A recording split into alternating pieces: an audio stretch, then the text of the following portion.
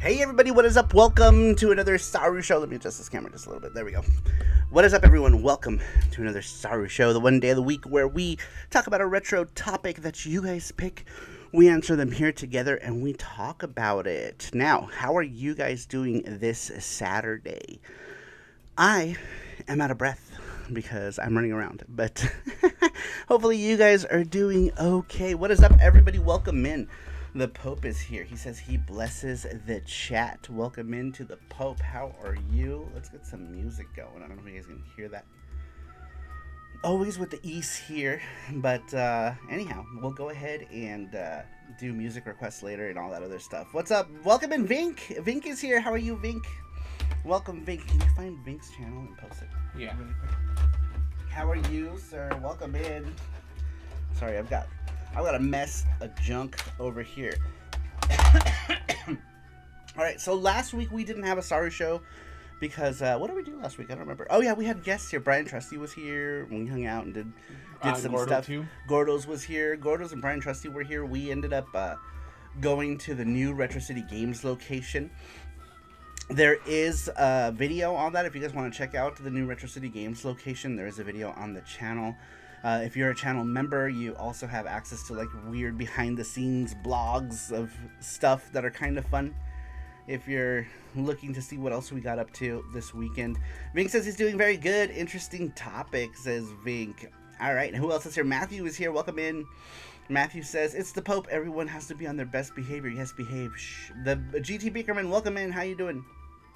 How are you?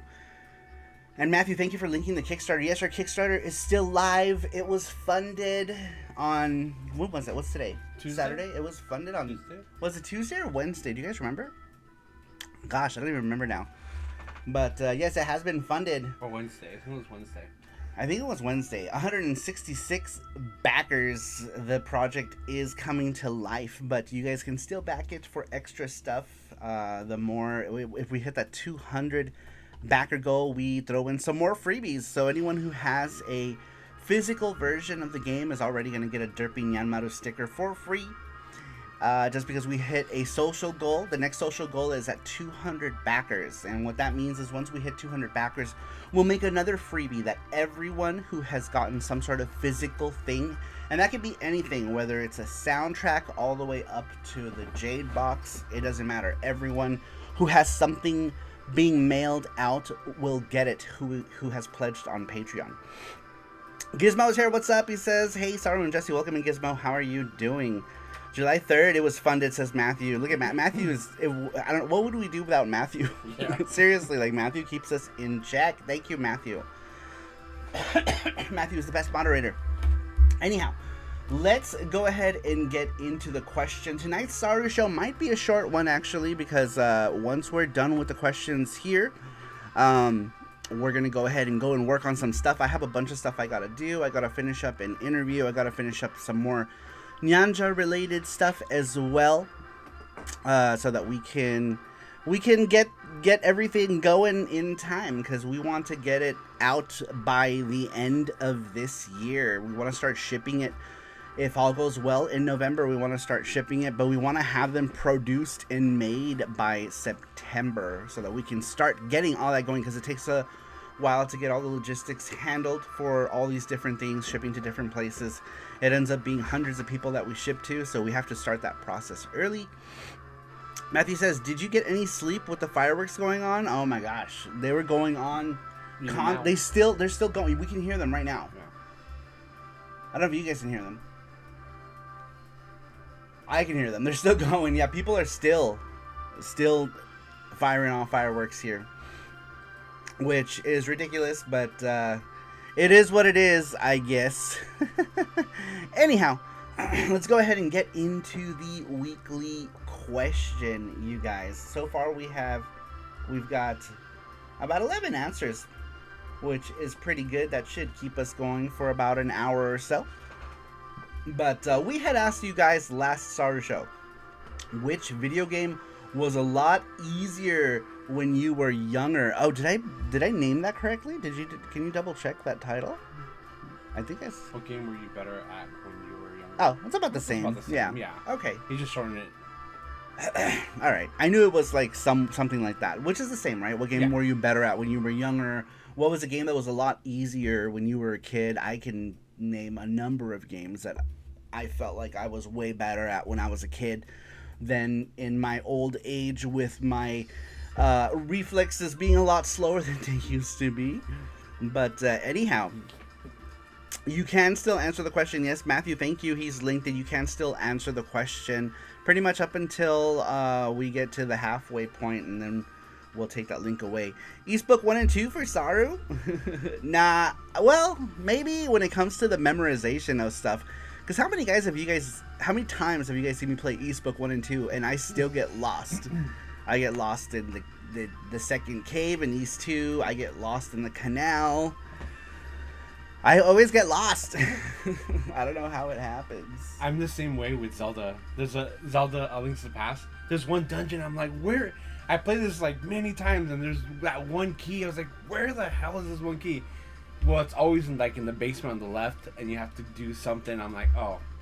But it's so easy to get turned around, right? Like in those games. I feel like, I don't know though. I don't think that has anything to do with my age, because I always get lost. Even back then, I used to always get lost in Darm Tower, in the Canal of East 2, in Solomon Shrine. Always the Canal. The ones I remember the most getting lost a lot are Darm Tower and in the Canal. So I think that I just have very short-term memory. I would have to, for me, it's a bunch of games. Mega Man, for example. I feel like I used to be so good at Mega Man games. And now, like, my reflexes are kind of slow. I'm still okay at them. Like, I can still beat them and stuff. But I feel like it used to be so much easier when I was a kid. You know, your reflexes were much better as a children's. All right, so let's get into it. Which video game was a lot easier for you when you were young? And did your skills change, or was it something else? Number 1 comes to us from the Pope. The Pope has blessed the chat. The Pope says, I'm thinking the opposite is happening. As I get older, I get better at games. I play Street Fighter at a semi-competitive level. I have decades of muscle memory in Sonic and Mega Man, and I'm beating Castlevanias. What's gotten worse has been my attention span and sticking to a game. I don't know if it's a modern game quality or if my dad was right, and when I was 13, I had ADHD all along. Interesting. Interesting. Very cool. That's a cool a flip of the script. I like that. Very cool answer. Give me 1 second. Let me just move these cables out of the way. Very cool. Yeah, for me, I'm trying to think. Are there any games that I'm better at now? Shoot. I don't know. Actually, there's gotta be. I feel like I'm better at puzzle games now than I used to be. Maybe that's like an old brain thing, right? The older you get, the better you get at puzzle solving, maybe? I don't know. For me, it's platformers. You're getting better at platformers? Yeah, I got better at platformers. Because I was a tester for Epic Yuki. So just keep doing it, and I'm like, oh, this is, I play other games, I'm like, wow, this is easier. He was a tester for one of the hardest PC Engine platformers of all time. Yeah, so that's true, actually. That did make you better at platformers. Because I remember, oh my god, when he first started like playtesting Yuki, he was terrible. Terrible at it. It was like, this game's too hard. But now he's like, whatever, right? Like, he'll beat it. He's better at it than me, actually, which is funny, because he playtested it for hours. So, yeah. Saru will never get great at Darkwing Duck for TG16. Me nor anyone else who's ever played Darkwing Duck will get better at it, because it's a piece of shit game and no one's gonna play it long enough to actually get better at Darkwing Duck. It is so bad. You're familiar with that one, right? Darkwing Duck on the TurboGrafx 16? It's bad. It's a bad game. What up, Nuff? How you doing? Speaking of Nuff, number 2 comes to us from Nuff Dragon. What game was a lot easier for you when you were younger? Nuff says, Maximum Carnage for the SNES was a lot easier when I was young. I assume owning and not having many other choices made me master it back then. Recently, I saw Hades play it and reminded me of how hard the game is now. Interesting. I should try that out, actually. We actually just copied that, I think, from Gordo Steam. So maybe I'll try it out. That's the red cartridge, right? It's like a red cartridge, I think. But welcome in. Matthew says Jesse has gotten better at windjammers than Saru. That was beginner's luck, okay? That was beginner's luck. But he did beat me at it. He beat me, I think, like the first couple rounds. He beat me, right? And then like something activated in my brain. I was like, no. You put your seat forward. I did. I put my seat forward. I opened my eyes. I activated Ultra Instinct. Yes, red LJN game. Oh, LJN, interesting. An LJN game that's decent. I feel like most LJN games are garbage. Very cool answer, Enough Dragon. All right, number 3 comes to us from Cybergirl007. Cybergirl says, I have a few games that seemed easier, partly due to reaction skills not being as fast, as well as not having access to the strategy guide for that game. Wow, very cool. I like that answer. That's true, right? Because like sometimes like there are some games where you need a guide to get where you're going. You know what you need a map or something. I remember I used to use, when I played the first Ninja Turtles, I had like a Game Pro or something. I don't remember. I had something that helped me out with it. I think actually it might have been Nintendo Power. Nintendo Power, I think, did like the map of the sewer and like a map of the overworld. I don't remember. One of the game magazines did that whole thing. Very, very cool. Very great. I like that answer. Very good. That's right. Press 1 if you want to be entered into the Gachapon. We'll do it when we get to the halfway point, which at this point might be sooner than later, because I feel like I'm going to blast through these tonight. Tonight's SaruShow might be maybe an hour long. Famous words, right? I always say, oh, this SaruShow is going to be like an hour or 2 hours, and then 4 hours later, we're still here talking. But this time, I'm going to stick to it. Matthew says, cough, Milton's secret castle needs a guide. Mylan's secret castle. Yes, Mylan's secret castle, man.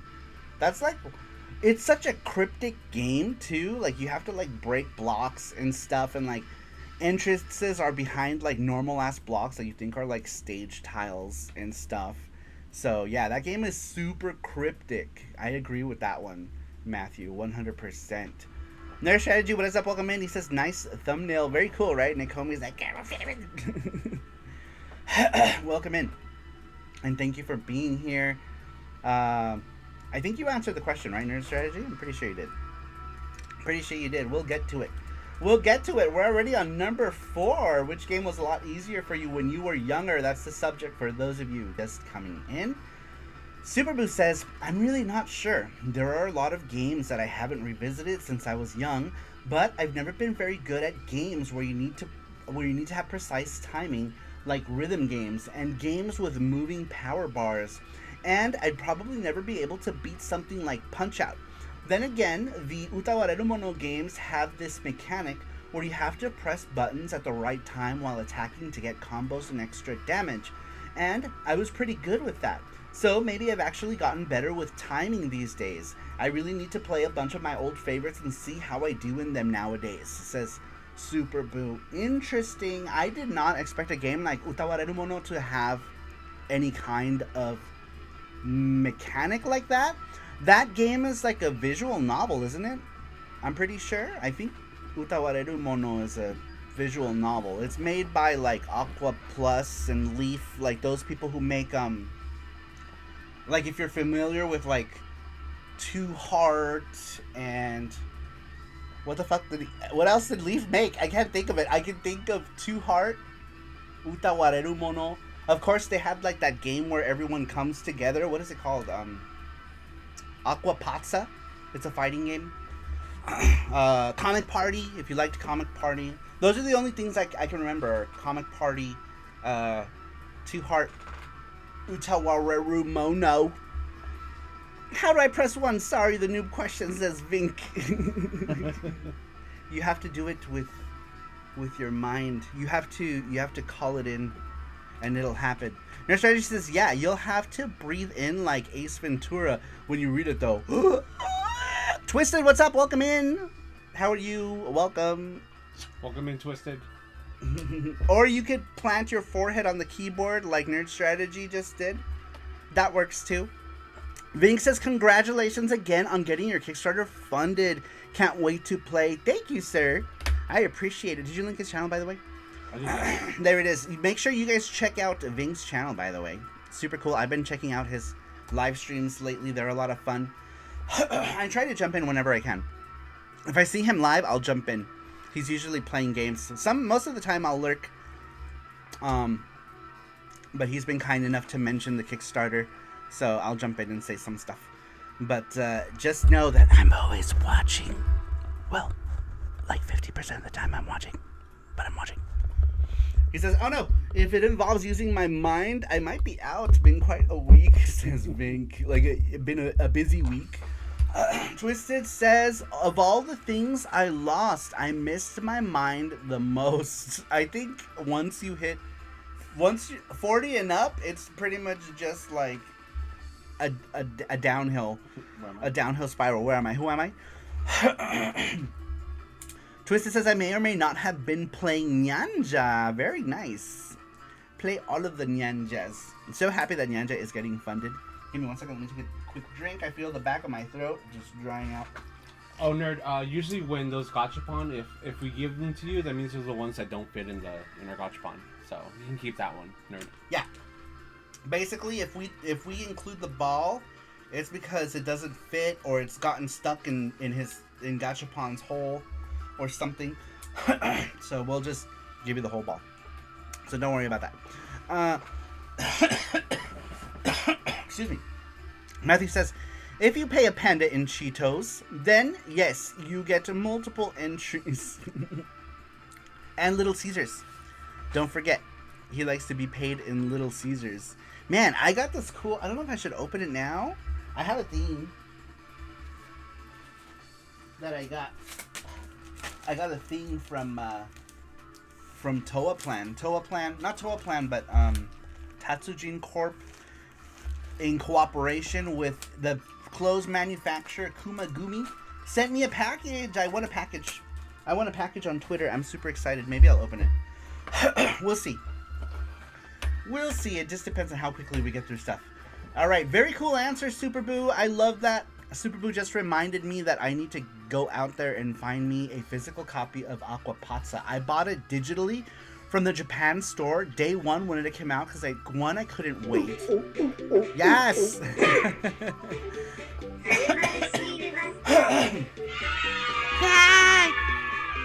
I know I should, huh? I totally should. Who was that? Was it Matthew?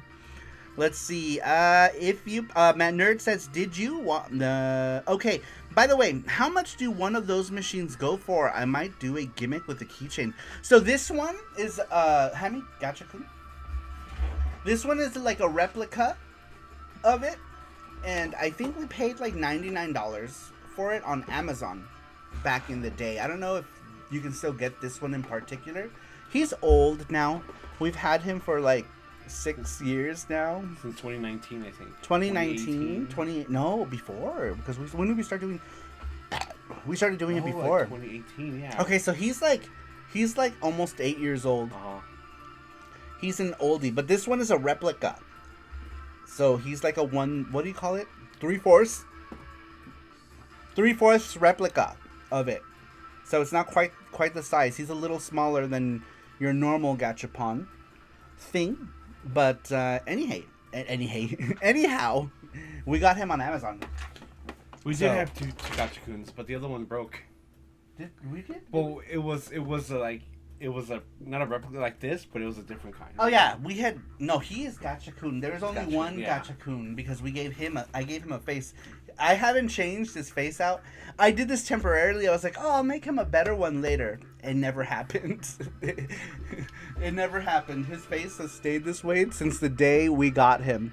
I don't know if you guys remember, I drew it live. We were playing, I turned him around, and I was like, I'm going to give him a face. And I drew it right here. And then we couldn't change it. He just became iconic.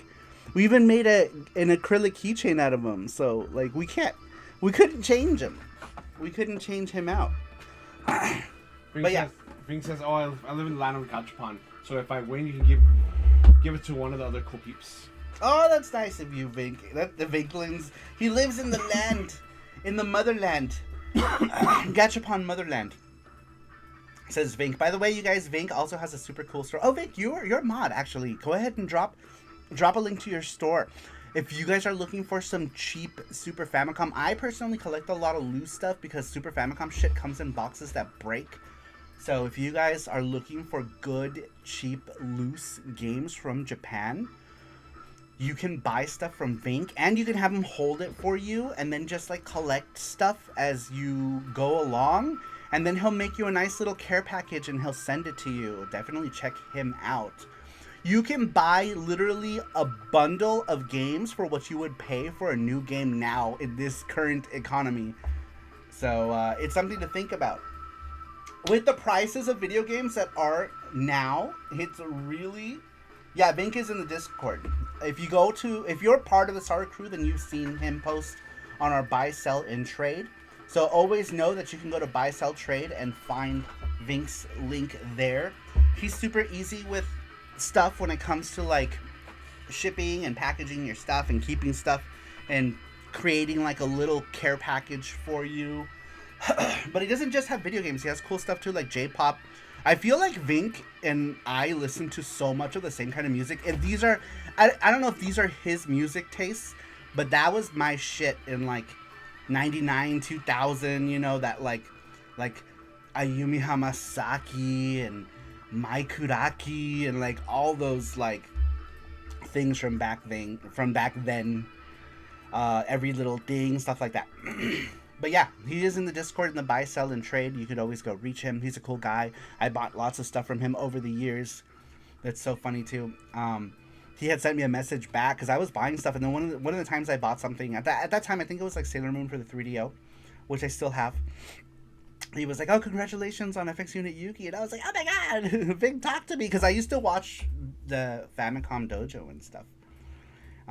Let's see. The J-pop in the store is all stuff I love. I knew it. Utada as well. Hell yes. I loved all that shit. All right, favorite Utada song. Let's go. 3, 2, 1. Traveling. My Little Pony. My Little Pony. Do you know who Utada Hikaru is? I'm not good with names. So yeah. She sings. Did you play Kingdom Hearts? Yeah, I did, yeah. Do you know the simple and clean is the way that you're making me feel tonight? She sings that song. You didn't listen to Puffy Amiyumi, Saru? Not really. But I loved I listened to like everything Ayumi Hamasaki, or anything that was like the Japanese like super Eurobeat collaborations, you know what I mean? Like Every Little Thing, super Eurobeat, Ayumi Hamasaki, super Eurobeat, Move, super Eurobeat, all that stuff. Big says Traveling. Jinx. It's such a good song. I'm basic. I love First Love. Hey, First Love is the first hit, so, you know, that's fine. That's a classic. That's a classic. I'm more of a fan of Koda Kumi. I love Koda Kumi too. She's great. Love Koda Kumi. All right, now this is going to turn into like a late 90s, early 2000s J-pop chat. Let's go. I was a big Shonen Knife fan. Oh my god, Shonen Knife. Tell me how old you are without telling me how old you are. That's like, I remember seeing a Shonen Knife CD at the library when I was in my teens. I was like, wow, this is so weird. Yeah, in the library they had a Shonen Knife album. And I'd never heard of them before. I thought that it was crazy. I was like a teenager, and it was in the library of all places. Let's see here. Vank says that was her big single when I was studying in Japan. I bought it as a single and listened to it 1,000,000 times. Dude, I want to, like, one of the singles I used to listen to. So back in the 90s, I was a huge fan of everything that was produced by Tetsuya Komuro. So, like, if Tetsuya Komuro produced it, I was on that like flies on shit, right? Things like Amuro Namie, Max, Globe, TRF, like all that shit. The one bitch who sings the Street Fighter song, I forgot her name. Tomomi Kahala? Is that her name? I don't remember. But she sang the one song. It's the only song that of hers that is great. Shonen Knife used to open for Nirvana, says Vink. Really? That's interesting. I never knew that. Very interesting. Welcome in, Randrick. Welcome to late 90s, early 2000s J-pop chat, which is what it's become. Twisted says, I saw Shonen Knife in Japan in 1991. Dude, that's so awesome. I would have always loved to have gone to Japan in the 90s. I was so poor back then, though. I didn't go to Japan for the first time until 2014. Way, way later than I would have wanted to in my life.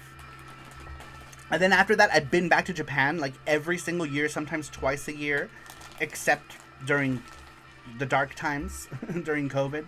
So on average, I would say we've gone once a year if we count not being able to go for COVID and going twice a year a few times. But man, I would have loved to have gone to Japan in the 90s. Like I always dreamed about that when I was a kid, was going to Japan. My dream destinations were Asakusa, you know, in Tokyo, Osaka, like anywhere in Osaka. Just from like, and it's so funny because it's just from video games actually that made me want to see like certain places, right? Like World Heroes, you're fighting in front of Kaminarimon, the big lantern at the gate. In Fighters History Dynamite, there's a stage where Misoguchi, who's from Osaka, fights in Dotonbori, and so like I always wanted to go to Dotonbori because of that. But man, Vink says, I saw the Pillows concert back in 2008. Shame they broke up this year. Damn, they were still around?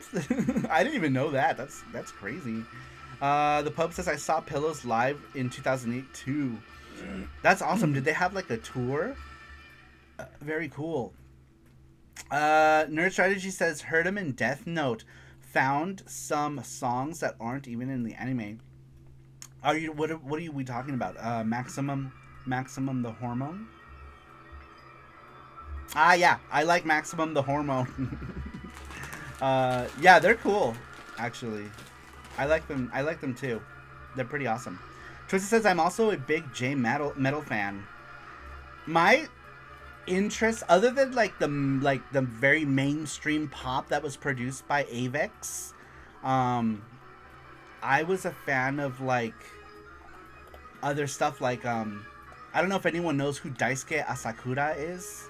I was a big fan of like everything he touched, down to the point to where he worked on a Famicom game called Daiva, and I got it just because Daisuke Asakura worked on Daiva. But he also worked on other games like he did production for Persona 3, 4, and 5, Dancing All Night. He did a bunch of like remixes for that as well. Anyway, whatever. TM Revolution. Do you guys know what TM Revolution is? He produced TM Revolution. I saw them in Nagasaki Open Air Concert Festival. Dude, that sounds awesome. Excuse me. Let's see. Nerd says, it happens. Bands get into stupid contracts, and then the stress of meeting label demands everywhere and can ruin friendships. Matthew says, Saru and Jesse are going back to Japan this year. Yes, we are going to be going back to Japan probably like the end of September, like first half of October. We will be back in Japan. We'll likely be in the Kansai area. Sorry, I have like a mustache hair that is curling. Oh, I hate that. Up into my nose, and it's bugging the shit out of me. Beard problems.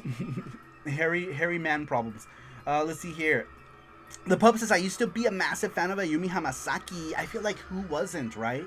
I loved all of like the Euromix stuff, which you can get in Vink's website, by the way, for super cheap. If you guys are looking for that stuff, you can definitely stop by Vink's website. I saw he had a Euromix 2 or something. I loved those back in the day. I was a huge fan. I was a huge slut for anything produced by Avex back then.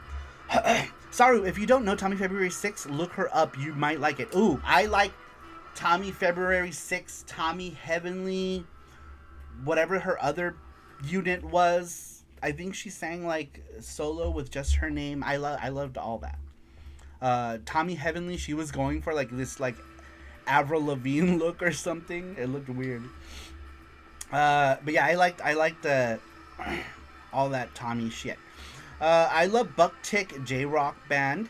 If you've ever seen the opening for Trinity Blood, then you might have heard Bucktick. They sang like decades before the anime, says Matthew. I am vaguely familiar, but I can't say I've heard too much.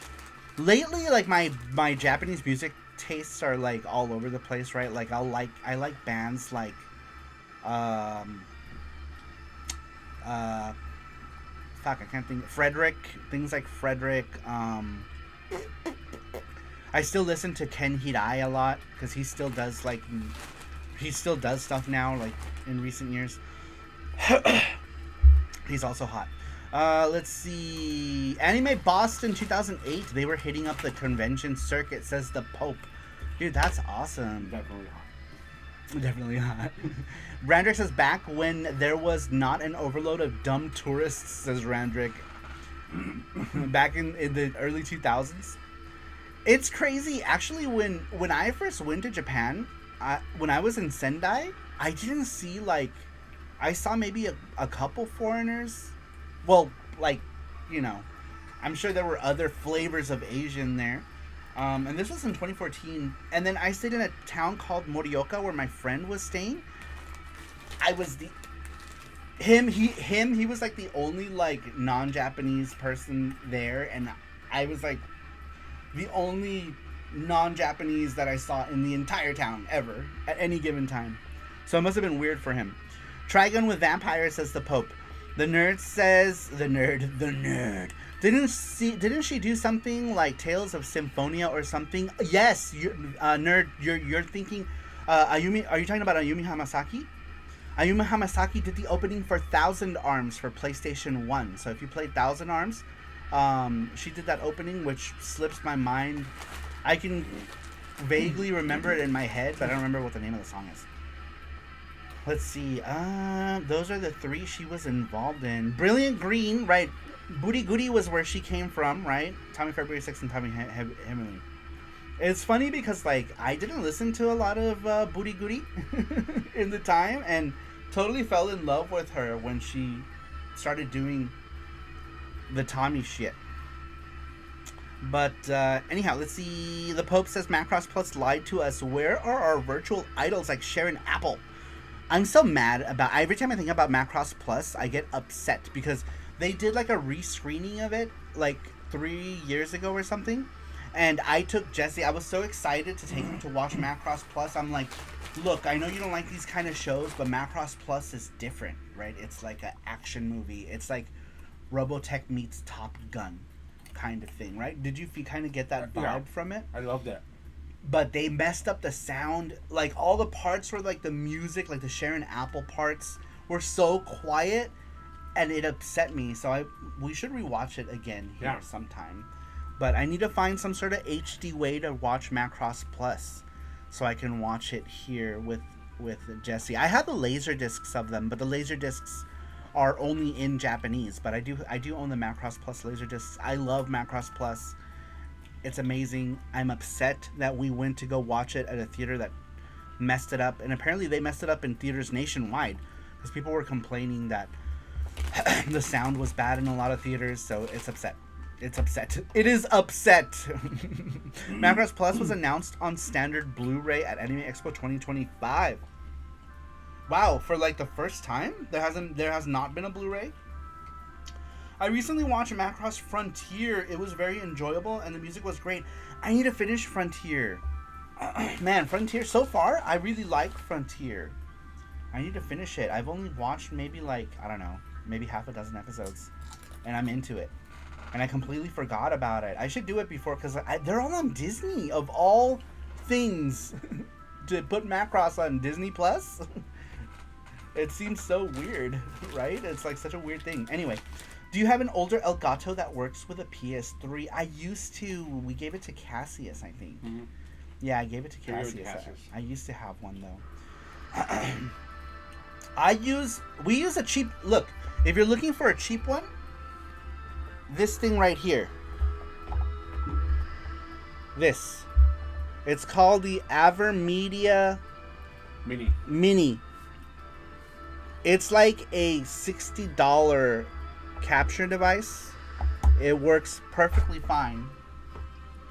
If you're looking for a good cheap one, it works with everything. I've connected every kind of console to it, and it works great. I highly recommend. I highly recommend. It is good stuff.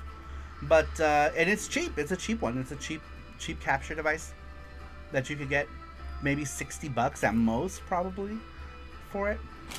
Let's see here. What did I miss? There was a limited set in the form of LP records, but not in standard Blu-ray case. Says Matthew. I need it. I want it. Is it out yet? I need to get it. I want to rewatch it. I want Jesse to rewatch it. That's one that I don't mind watching English dub either. It's got a decent dub in English, which is kind of surprising for that time, you know, because like it was during like the age where like dubs were pretty horrendous, so it's not that bad.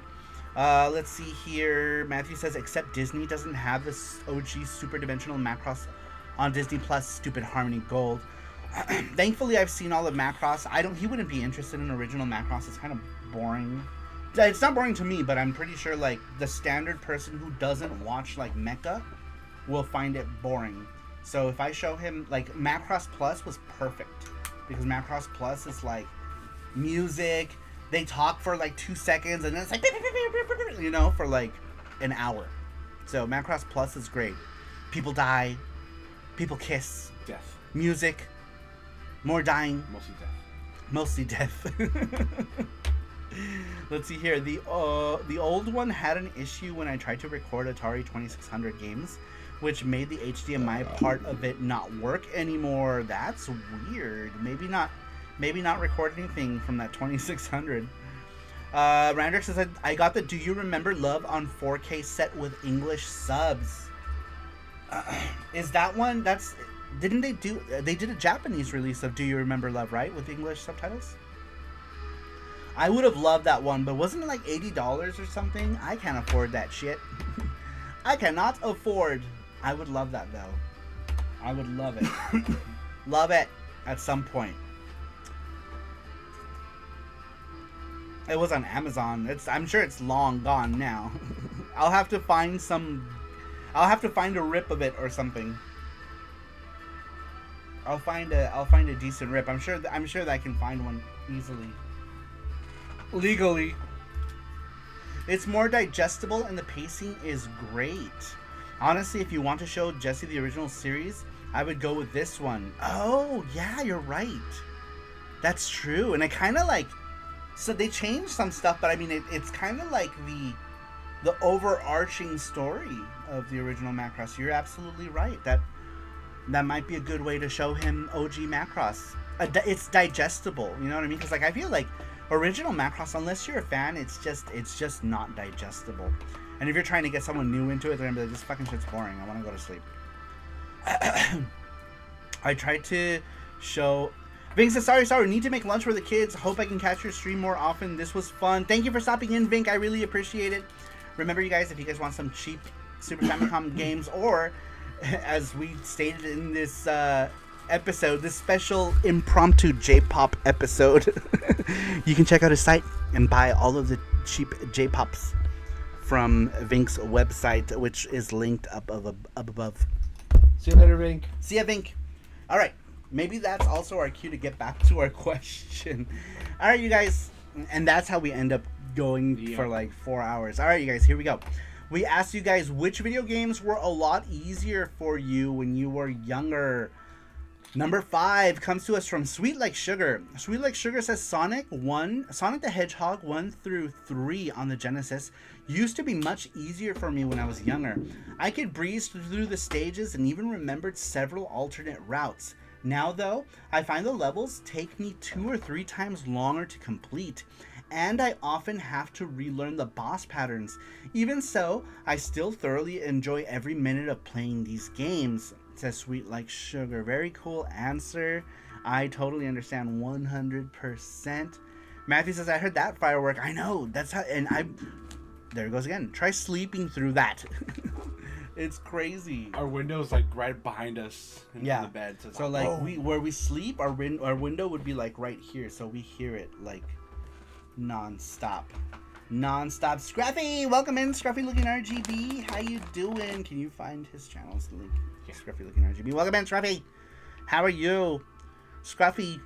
Scruffy, we need. I want Scruffy live streams again. I miss Scruffy lives.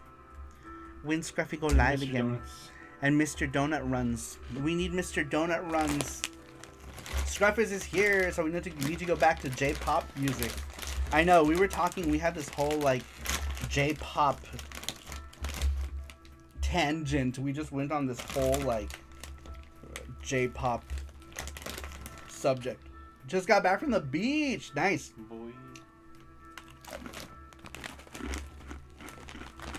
Very cool. Sorry, I'm sneaking in a pretzel. Just got back from the beach. That's it. That's first one to be added to Gachapon wheel. Yes. All right. Let's get back to the thing. Next one. We had asked you guys which video game was a lot easier for you when you were young. Number 6 comes to us from Tito Adol 3, aka Ruben. Ruben says, every single video game was easier when I was younger. Now I can't replay them because I can't get past the title screen. Ah, I need a nap. I like that.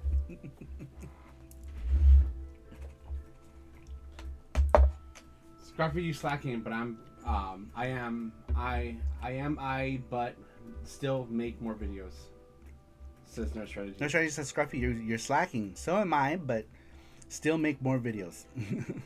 Randrick says, that's the best part of SaruShow, going on tangent. We went on like a 30-minute J-pop tangent. And then it kind of mixed anime in there. It's been a whole thing. Scruffy says, it's been a long time since I've done some live streaming. Hope to get back to it at some point. Yes, we need more Scruffy lives. I really enjoyed jumping into Scruffy's live because he's like such a chill person too. You know what I mean? We met him in person. He's just as chill in person as you would expect from watching him on YouTube. He's super chill to hang out with. Oh, Matthew with the subs. Thank you, Matthew. Look at all these memberships. Thank you, Matthew. I appreciate it. Matthew has gifted a sub to Pons Cremator, to Sticks from level 857, to Colonel Harry, to Wendy Lynn, and to Nam Omar. Thank you so much, Matthew, for gifting all of these subs. Remember, when you have a sub to this channel, you have a whole other set of behind the scenes kind of stuff, things that don't really like fit into the channel.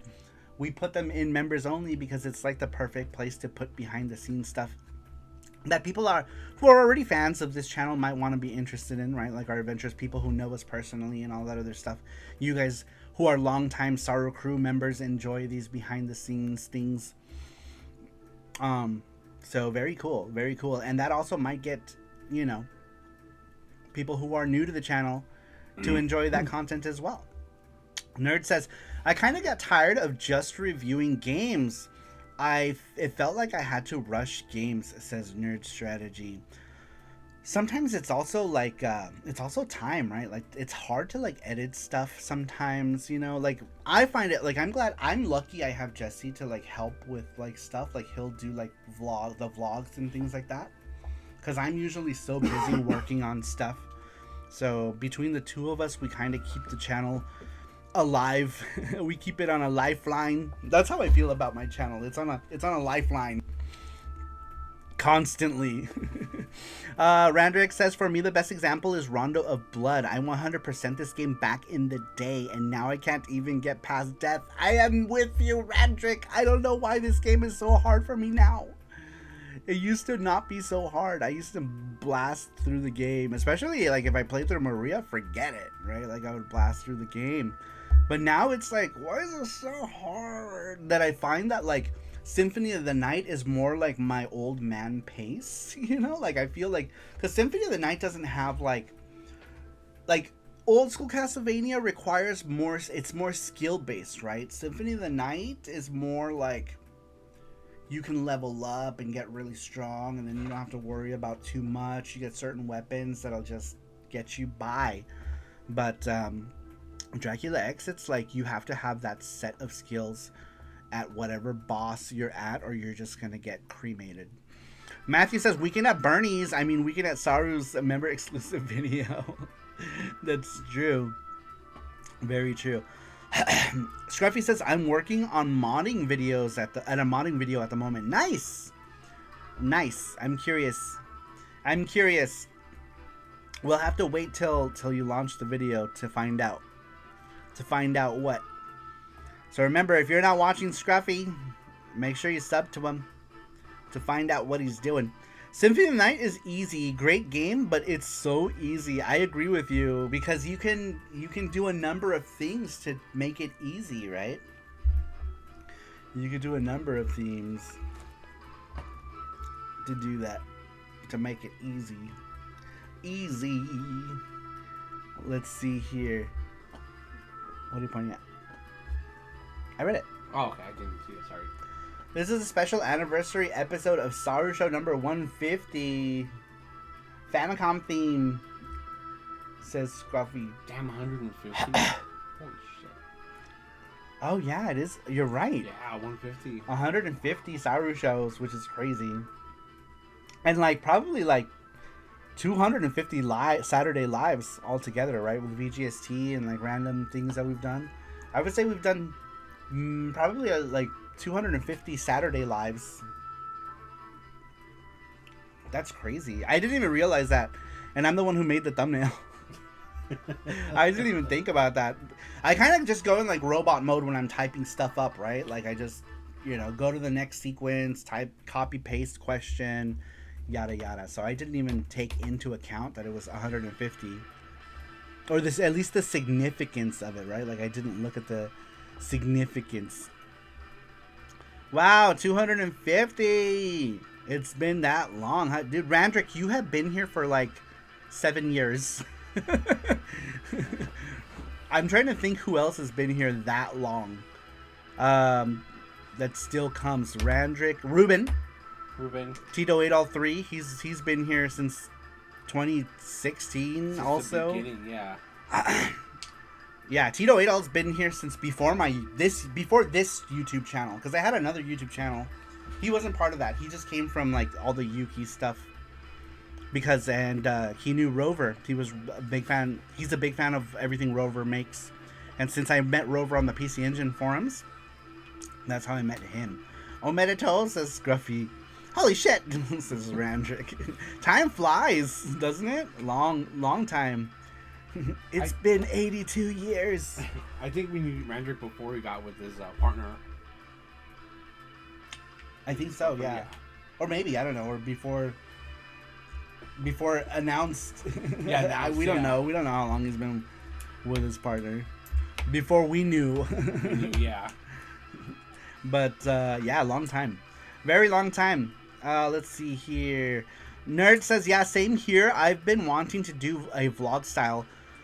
But for nerd stuff in general, you should do it. Just like, just talk about stuff and put stuff out. Basically, the whole point of YouTube is just have fun with it, right? For the most part. Never mind. Sorry. For 20 years. That's what I told you. That's why I said someone else. Before we knew there was, we likely knew of, because he got married and babies and stuff. So your son, yes, your son. Yeah, definitely before your son. But I'm done. I knew what you meant. I'm sorry. All right, moving on. Let's see. Who was Tito 8all? Number 7. Which video game was a lot easier for you when you were younger? Number 7 comes to us from Motoko 2030, aka Commander Shepard. Says Matthew here. A video game that was a lot easier when I was younger was Teenage Mutant Ninja Turtles 1, where it seemed like I had no problems in playing that game. Going through the sewers and electrified seaweed was easier back then when I was a kid. But now when I try to replay it, I find it a lot harder to get through with no frustrations. I would have to put it down to my reflexes back then when they were sharp and fast. But now they've slowed down, says Matthew. Fuck that stage. I hated that water stage and having to... Do you know what I'm talking about? Yes. TMNT 1? I used to be good at that. I used to be really good. I used to be like, oh, this is so easy. I don't know how you guys can do it. I hated now that. it's like, damn, I can't beat it. Yeah. I hated that stage. Hated it. It was horrible. Don't worry about it, Jesse. I also can't keep track of things. Yeah, Jesse especially cannot. He tries, though. I try. All right. Let's see. Where are we You at? Gachapon. We do it. We have... 14. Oops, excuse me. We can do Gachapon now, yeah. We're at the halfway point now. Okay. All right, we're going to go ahead and do Gachapon. We're at the halfway points already, which, not bad. So much for a SaruShow only being an hour. We went into this whole J-pop tangent today, and SaruShow ended up being much longer, but it is what it is. Okay, I added you. Mudu-sama, what's up? Welcome in, Mudu-sama. How are you? I don't think I've ever seen Mudu-sama in on YouTube before. Welcome in. How are you, Mudu? Welcome in, Mudu. I like that icon. That's adorable. Who is that? I'm trying to figure out who that icon is. Let me see. It's Ibuki. I knew it. I love Ibuki. I saw the hair and I was like, that kind of looks like Ibuki. I had to make it bigger for my old man eyes. It's adorable. That's adorable. I love her. She's my favorite Street Fighter 3 character. Alright, here we go, you guys. These are all the people who entered the Gachapon. We've got 8 people in there. We're going to go ahead and do a quick shuffle. A quick shuffles. How many? 1, 2, 3. Alright, here we go, you guys. Good luck, everybody. Remember, we do this every single week. For anyone who is new, we do these Gachapons. The winner is GT Beakerman. Beakerman. You do have to be here for this because we do ask you to pick a number live. The way it works is you pick a number between 1 through 4. Your prize is the corresponding prize that you pick. So congratulations to GT Beakerman. GT Beakerman. We'll give GT Beakerman 2 minutes since he's elite. Yeah. We'll give you 2 minutes, Beakermans. We give you 2 minutes to answer before we set this house on fire. Set this house on fire. All right, I need to listen to a new soundtrack. Wait, before we do, we need to listen to the best song. To the best song. This is the best East song. East Otha Filgana song. Love it. Saru starts East again next week. Oh yes, that's right. Mondays.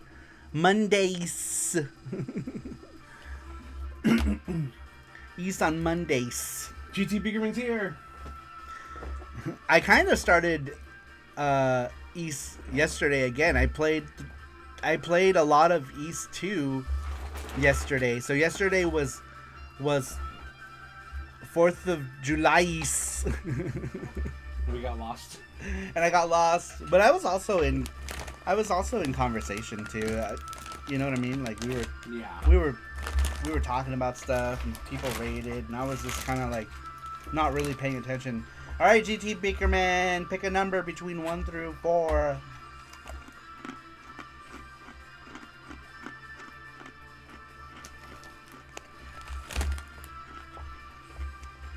Pick a number for our ball. A number.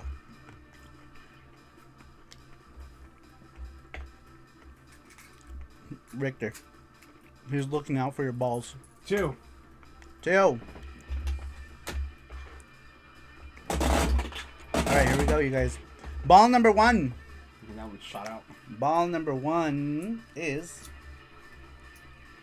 something. Ball number 1. Ooh, ball number 1 is Dig Dug from that thing, Matthew. This is a cool one. It's a Dig Dug one, a 3D Dig Dug pixel thing that Matthew got us. at the Las Vegas Bandai pop-up. We had a Las Vegas Bandai Namco pop-up. All right, ball number 2 is, I think, another thing from that same pop-up. It is. It's this Kirby doing eating a traffic cone. He comes with a stand. You put him here. He's very cute. This is ball number 2. This is his price. Is he VIP? Huh? Yes. Yep. Oh, okay. So he gets to pick. Yeah. This was ball number 2. But since you are a VIP member of the Saru crew, you get to pick any ball. Here's ball number 3. Ball number 3 is literally a Dragon Ball with that one character. Oh, it's Piccolo. Cool. Did someone finally take home the gay character? What is his name? Cool. Ooh, there was a weird video glitch that just happened. Very cool. Alright, I will just leave him out. I'll leave them all out so you can see what they are. That is a Dig Dug. Next one is a Goku from Dragon Ball Daima. When we were in Japan, we got this one. Alright. And since GT Beakerman is a member of the Saru Crew VIP on Patreon, he gets 2 bonus balls he could pick from. So the numbers for the VIP people, the numbers are just for the big prize that it has to land on. That's so cute. We got this at the Namco pop-up.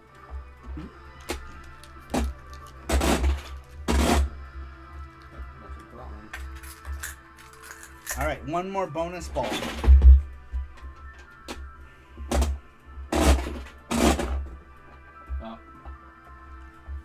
And this one is the big prize, so that one automatically gets taken out. But this is why you pick the number, is for this one, for the VIP people, basically. They still have to pick a number. But VIP people, there's Jesse. VIP people can pick whichever prize, regular prizes they want. So, regular prize number 1 is this 3D Dig Dug pixel thing. He's like a pixel keychain. Prize number 2 is this Kirby eating I don't know what. GT Beakerman says Dig Dug, please. Dig Dug. Alright, here we go. He chose this guy right here. Very nice. Very cool. Man, this one is a cool one. I really like this one. I like all those Namco ones. Yeah. They're super cute. Super cute! This goes with him, too. Okay. Right. Just put him right here. Let me put everything back. Thank you for playing. Thank you for playing. Let me just put these balls back. There we go. I put Kirby in the pink ball. Yeah, Murasama, this is an official mini A Bandai. Gachapon Bandai. Yeah. Bandai Gachapon thing. Bandai. Bandai. Alright, let me just put away these balls real quick and then we'll get back to the weekly question. Goku in the orange one. I like to color coordinate them when I can.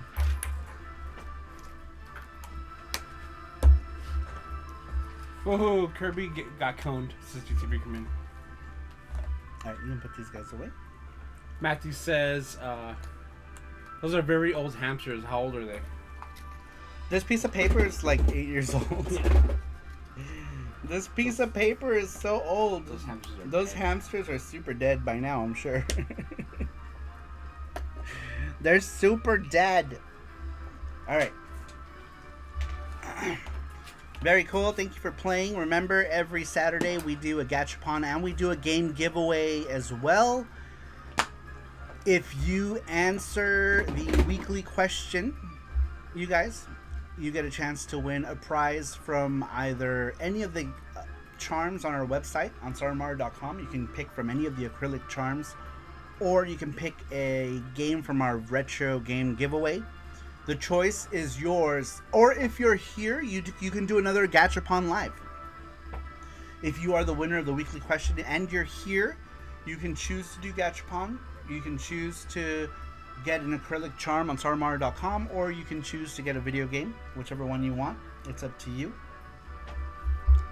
Official Bandai, are you a sponsor? No, we bought it on Amazon. We got it on Amazon. Saru wishes, Moodoo. I know. Ain't nobody sponsors Saru. But I did get it cool. Do I want to show what's in here? I kind of want to open it. I kind of want to open what's in here. I want to show you guys. Maybe we can do that. All right. Who was the last one? Matthew? Yeah, Matthew. We also need to pick the next question. Oh, you're right. Let's vote on the. Let's do that now while people are here. While people are here, we can vote. All right, we're gonna do a vote on the next SaruShow question.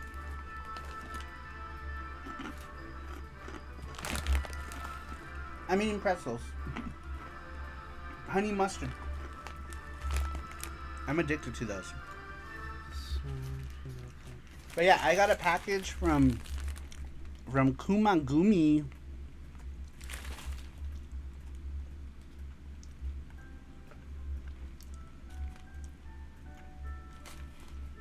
No idea where they're at. No idea. I think it's a real address. Maybe that's why you covered it up. But I got a package. Look. It's weird. That's my dad. I'm just kidding.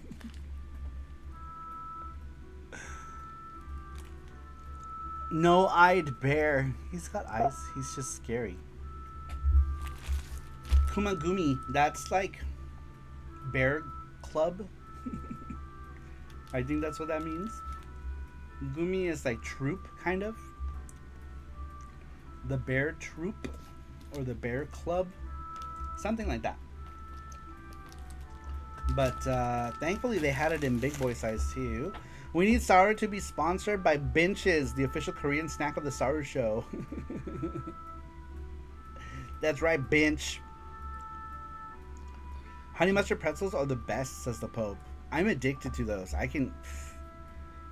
This bag will last me days too, which I love. Okay, we have 3. We have 3. All right, maybe we should add one from the maybe pile. We have one down there. Got. What was the most disappointing boss battle in a retro game? What's the one above it? For you? What's a game you played once and never want to play again, ever again? Maybe pile. What was one game you wish you were able to play as a kid but later played as an adult? Did we do that? I don't think so. Huh? No. All right. So here's the conundrum. We have 3 questions in our for sure pile, but we need one more to add to the list. And we have, I can't see from there, but what does it say? Or you can bring it over here. I'll read it. In the maybe pile of questions, we have, what was one game you wish you were able to play as a kid, but later played as an adult? What is a retro game you played later in life that you wish you had played when it was new? Did we do that one? I think we might have done that one. Did we do that second one? Another one in the maybe pile is, what game have you dreamed about being in? Another one in the maybe pile was, what is a game that was a one-hit wonder that you really enjoyed? That's it. What does that mean? That's it, I think. We haven't done the second maybe question, which is, what is a retro game you played later in life that you wished? All right, so which one of these maybe piles should we put in there, Matthew? What do you think? In the maybe pile, I have, what was a game you wish you were able to play as a kid but played later as an adult? What is a retro game you played later in life that you wish you had played when it was new? What game have you dreamed about being in? What was a one-hit wonder game that you really enjoyed? And then the fourth one, we already kind of did, like, cover art stuff, didn't we? Mm-hmm. Remove that one. I feel like that one is a bleh. And then the ones that we have in the for sure... Oh, there's more? No. Oh, okay. The ones we have in, like, our for sure pile, The what? So I can see them. Is what's a retro video game that you or others try to convince you is good but is not? Let me see. Let me go to the channel really quick. What is a retro game you played later on in life that you wish you played when it was new? Says Matthew. I like that one too. Let's add that one. Yeah. But let me go back to the lives really quick and check. Because that one sounds familiar to me. The one that said, where's the list? Well, I don't know because I can't see it. The list. It goes away sometimes. There it is. The one that I thought we did, what did we do something similar to what's a retro video game that you or others try to convince you is good but is not? What is a game you started many times? Oh, okay, I think that's the one I'm thinking of. Let's see, we did... What is one game that you never grow tired of? There's one game that made you change your mind about getting a new console live. What game did you want? A game that made you change your mind about a console? Yeah, that one we did. Okay, I guess we can leave that one there then. Okay. Yes, what is a game you started many times is one we've done. Okay. Alright. So then we can leave that one, right? The one that says, what's a game that you have started... Oh, I'm sorry, what's a game you try to convince yourself is good but is not? Okay. We All can, good? yeah. Okay.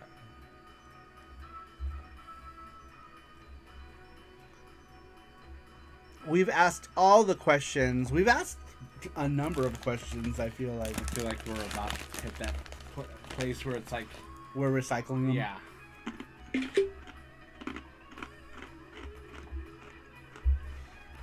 What game tickled your bum? The Res Trans Vibrator for PS2. I mean, what? Nerd Strategy says he'll think of some games that tickled his bum. Do you have a list of them? Alright. Okay, there it is. There it is, you guys.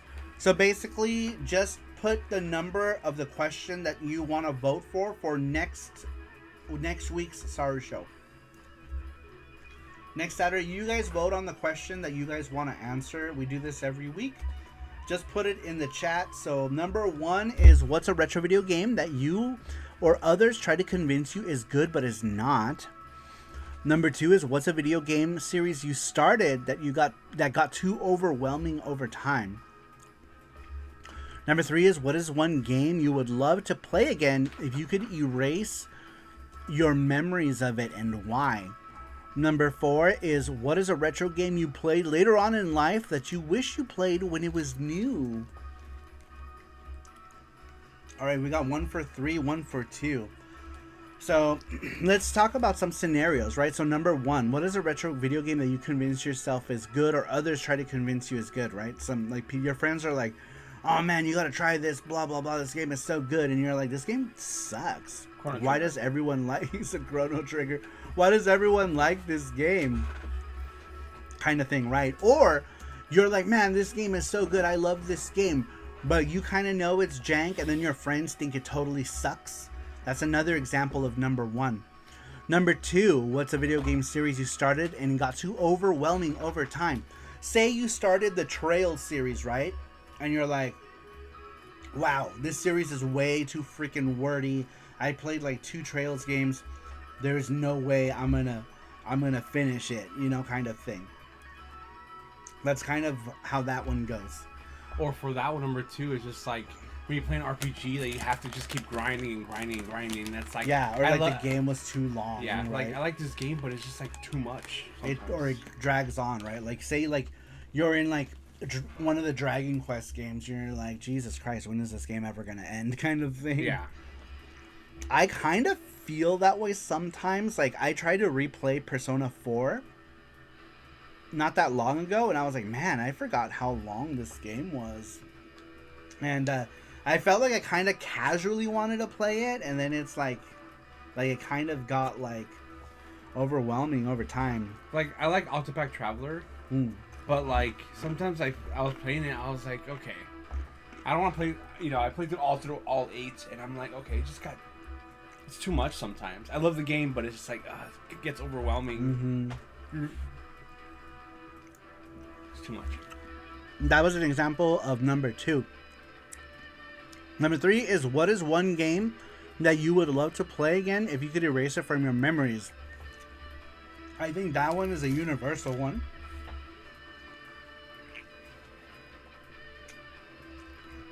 Sorry, choking on pretzels. Welcome in, JT. JT, welcome! Oh, excuse me. And Mudusama says, new here, I know. Is that Gachapon one of the prizes? Yes. Yes. So basically the way the Gachapon works is we do a drawing. And no, well, not the Gachapon machine is not. Is that what you meant? Or like the little Gachapon prizes? You put in, like, when we start doing the Gachapon, you enter by putting number 1 in the chat. And then we mail them. But if you're international, we don't send out the Gachapons because it's too expensive to do so. We send out, like, we do like a sticker pack or whatever. We let you pick from a stack of different stickers and things. Something that's flat. If you're in the continental US, we mail it to you. If you're international, we let you pick a number of stickers, hologram stickers, magnets. You get to pick 4 of them. But if you're local, you could also do the sticker pack. We have some people do the sticker magnet pack locally as well. And you guys get to pick which ones you want. Yeah, Matthew says, only unless you're our Elite Box International, then you can get Gachapon in the box. Right. Yes. If you are a member of the Saru Crew Elite VIP and you're international, then it doesn't matter. We send you anything you win. If it's physical, we send it. If you're a member of the Saru Crew VIP Elite, we also do game hunting. When we go game hunting, we buy things for you at price, whatever that it costs, and then we just put it in your box. When we go to Japan, we do the same thing. If you're a member of the VIP and there are things in Japan, I buy them for you at cost, whatever it costs in Japanese money, and we ship it to you for free. So we always get an uptick of VIP members right before we go to Japan. And then I noticed, like, we'll lose a couple. Every time we go to Japan, people will join like a couple months before. You can't join. We do a cutoff. We will let you know when the cutoff is for that. So if you do decide that you want to join, let's see, information July, you would have to join the VIP by August. Yeah. In order to get the stuff sent to you in your VIP box for the Japan trip. So the cutoff for Japan VIP new signups is in August, you guys. So yeah, if you wanted to join, if you're not a member of the VIP, that's when the cutoff is. But we always let people know before the cutoff. Cough, all the Jellycats for an anonymous Mark Dell, says Matthew. Yes. Some people, and we do, oh, that's right, we do a Gachapon hunt. You get 1 free Gachapon of your choice when you're a member of the Saru Crew VIP. We will go and do a live Gachapon hunt, and you guys can go and pick your Gachapons live. We will go from machine to machine, and you guys can pick them. If you want to buy more, you just simply have to send in, whatever. If it's like, 300 yen, send in like $3. We'll get you whatever more Gachapon. Or there's some people who actually, like, they'll give us money and be like, here, get all these Gachapon. Yep. Some people will do like the whole, like, Super Boo wanted a specific one, so he'll send in like some large amount. Mark Dell did the same. Tsunami Sam did the same. Some people want like either the whole collection or they're looking for one specific one, and we'll keep playing until they get it. But it's a lot of fun. It's a lot of fun. A lot of you guys are members. Thank you guys, by the way, for those of you who are members of our Patreon. I really appreciate it. But thank you guys who are just here to be here as well. That helps as well.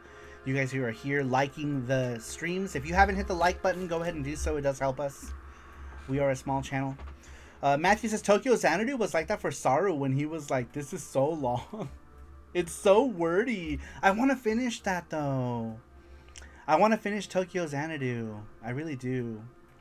I have to get through. I think I need to get through the East games, and then I'll start Tokyo Xanadu over, so I can focus on Tokyo Xanadu. I can't do East streams and do Tokyo Xanadu. I have to. Excuse me. I have to choose between. Sorry. I have to choose between.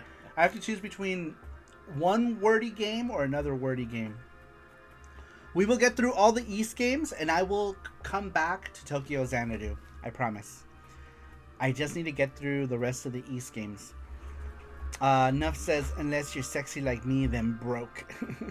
We appreciate you. We appreciate everyone who is, whether you're a $5 member or $20 member, whether you're just a channel member or just someone who comes to our streams all the time. We appreciate that. We appreciate that big time. Nuff Dragon shows up to every one of our Twitch streams. That is highly appreciated. That has inherent value when you guys come. When you guys are here all the time, that's value in itself. You guys are helping with, with channel analytics and all that other stuff. So don't think you always have to support with money. You can support by being here. By being here all the time. That's awesome. Randrick says, that was me with Metaphor. I was at 40 hours and felt like the game was too long. And damn dungeons are so big. Oh, did you not finish... what is the full name? Metaphor Refantasio. That looks interesting. I want to start it, but I won't dare start that game until I finish the East games. But I'm still Patreon. Yes, you're a member of Print Club.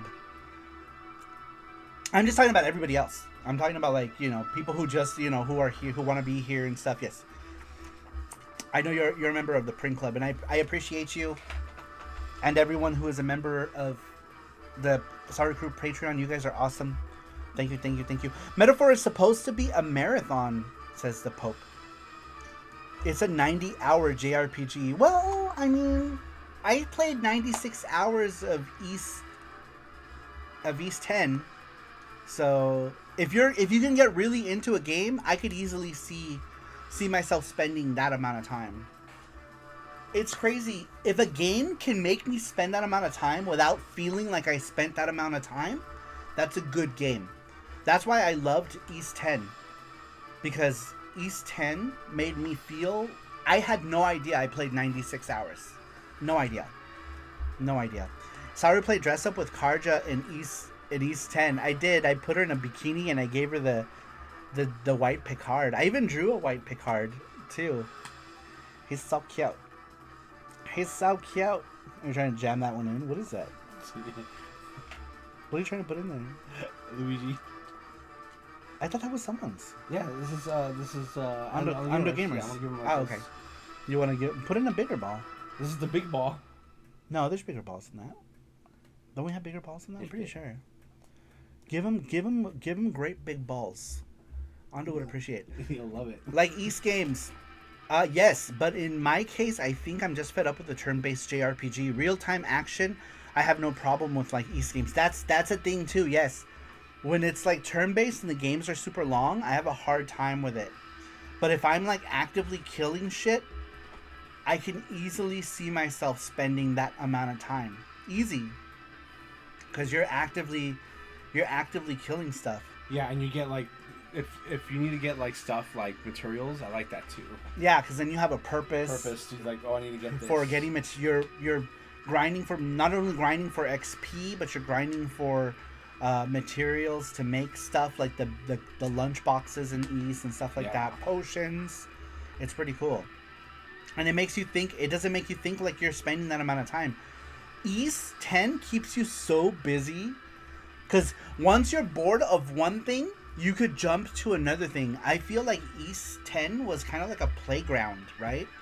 You're like, all right, I'm going to kill these things. And you're like, oh, I'm bored. I just want to chill out and sit around and make some shit, right?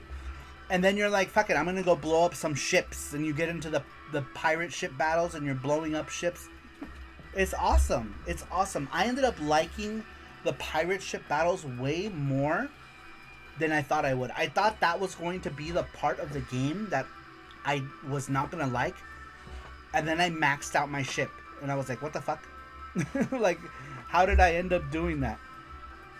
But yeah, it's crazy how much I got into that game. Nerd says, did I miss one from Nerd? He says, try some random fighting games to break it up a bit. Yeah, that's why I love fighting games. Simple, quick games too, to play in the middle. Some people put in 900 hours into Monster Hunter. I would not. Nerd says, I like to play some quick games, then go back to an RPG and grind later. Usually I'll watch TV shows when I grind. Yeah, that's good too. Like, if you have like a Switch or a Steam Deck or something, it's also good to like just like sit there and grind while you're watching, you know, some sort of show you're binge watching at the same time. All right, remember that if you haven't voted on next week's question, you can still do so. The list is right here.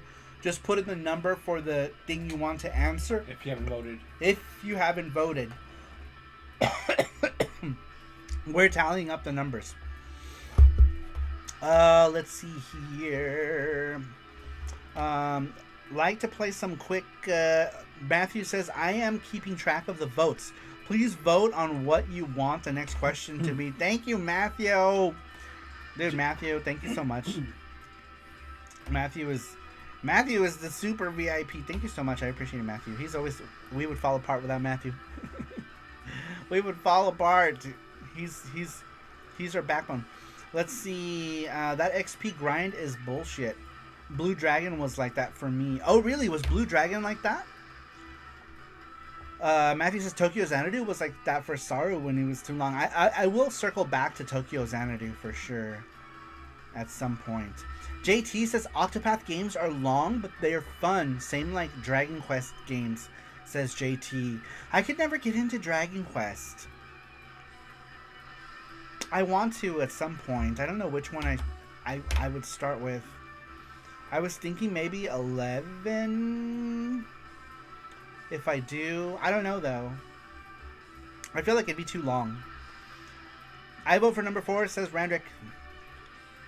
All right. Sorry. It looks like 4 is going to be the winner. That's a good one. Matthew says, it seems like the Trails in the Sky games is all about girls commenting on breast sizes and onsens. What is up with that?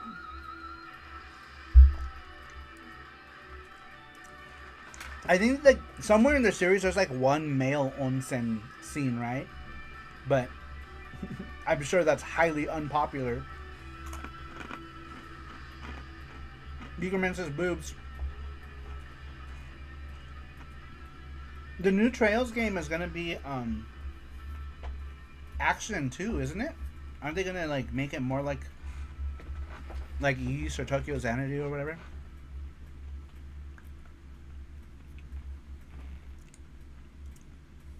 Would you play that one, Randrick? The new action-y one? I'm kind of interested. If they redo the whole series like that, that might make me a fan, actually. But yeah, it's like real-time action. There's a new Tokyo Xanadu in development. Oh yeah, there is. Fuck, I need to finish the one I'm on now. I need to finish it. I will at some point. At some point, I will finish Tokyo Xanadu's. All right, let's get back into the weekly question, you guys. We had asked you guys which video game was a lot easier when you were younger. What's a game that you had, a game that you were better at when you were a kid? Number 8 comes to us from Dave52. That's a new name. We always like seeing new names in the list. Dave52 says, it has to be old school arcade games like Galaga, Pac-Man, Q*bert, and Burger Time. I used to be able to get pretty far, but I feel as I get older, I can't seem to get past the second stages. Haha. It's so funny because like I feel the same way, like not with Galaga or the other games, but Q*bert. I was like a Q*bert genius when I was a kid. Now I go and I play it and I either get bored AF or it's just too hard and I get frustrated. I'm like, nah. Nah. feel like it's not the same as when you go to arcades and you're like, okay, I'm gonna try to get the highest score. You know. And people were the pressure of people watching is an aphrodisiac too, right? Because you're playing and people are like, wow, this person is so good. And I was like 4 years old at the time playing, you know, masterful Qbert. You know, so the pressure is on. 4 or 5, I don't know. But I was a little kid. It's funny, my brother came to visit and he was just talking about how him and our cousins used to come and jack all my quarters because I'd still be playing Qbert.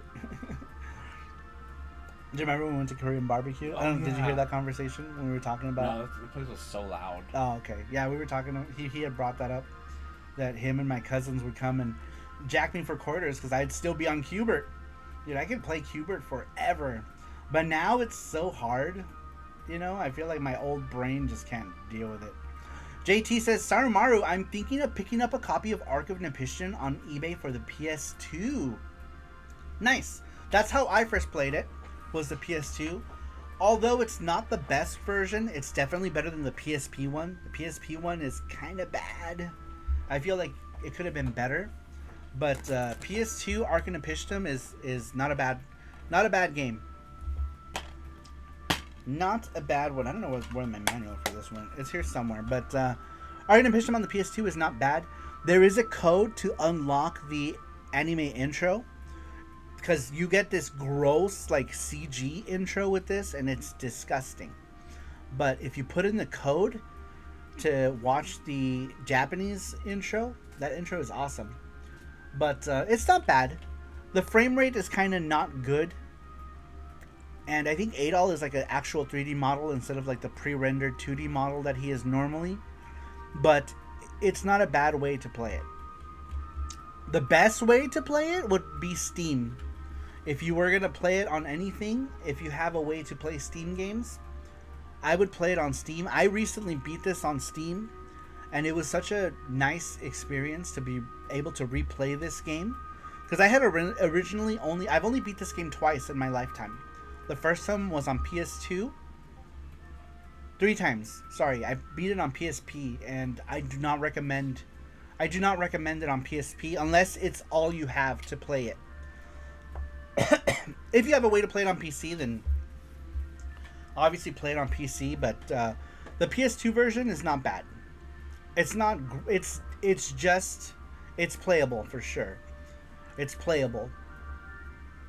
But it's about half of the frame rate you would get from the PC version, which is, I guess, understandable. Randrick says Ark of Nepiston on PS2 is not great performance-wise. It's not, but it's definitely playable, and it's not terrible. But if you have a way to play it on Steam, or you could buy the physical, keep the physical, and then buy it on Steam and play the better one on Steam as well.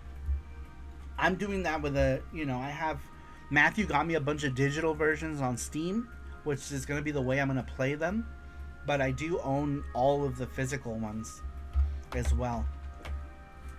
I have every version of Ys in one format or another. In some cases, I even have more than one version. Actually, I think I have every Ys game. I have more than one version, except for Monstrum Nox. Monstrum Nox I only have on Nintendo Switch. I will eventually get the PC version when I'm ready to play. When I'm ready to play that version, I'll get the PC version and play it on PC. But I'm definitely not going to play the Switch version. Johnny Graphics, what's up? Welcome in. He says Qbert is deceptively addictive. It really is. You can play those games for a long time. But yeah, JT, if you're looking to just pick up a bunch of Ys games physical, definitely pick it up. The music is nice in Ark of Nepiston. It is. Do you want to listen to it? Let's listen to it. Ryan says, I need the disc for Ark of Nepiston on PSP. I got the box and annual, but the disc is completely destroyed, says Randrick. Oh, man. That happened with me with one of the Legend of Heroes games I have for PSP. One of my discs got totally munched. I actually borrowed it out to someone, and he let me borrow Jan d'Arc, but like the whole thing is screwed. Like, not only did the thing was cracked, the inside of the disc, like on the inner side. I'm guessing he sat on it or something. It's the only way I could think of that this got cracked in the middle. There's a crack coming from the middle of the disc out into the disc, so it doesn't load, right? It doesn't work. Does that person tell you, like, oh, it's broken? Yeah, he was like, yeah, it's broken. I'm like, okay, well, I guess I'm keeping your Jan d'Arc then. And he's like, that's cool. I kept his game. Which is a loose copy of Jan d'Arc, which I kind of hate. I don't like having loose PSP games because they come in hard cases. Anything that comes in a hard case, I want to collect. CDs, Mega Drive games, PSP games. If it comes in a hard case, that's how I want to collect it. If it's a cardboard box game, I don't give a shit. I will buy that shit loose. I don't give a damn. All right, we'll listen to the PS2 one. Why is this so low volume? This is a bad rip. This is a bad rip. Let's listen to the original soundtrack. There we go. There we go. This is flute playing Elf Girl shit. Bam. Bam. Sorry, this intro is so hype. Let's see. It's definitely playable, says Randrick. JT says the music is nice. This is the intro. The actual, like, the anime intro for this game. Some people just don't know how to take care of anything, says GT Beakerman. I call them nasty slobs. I miss these fast-paced intro in East games. Yeah. This part right here.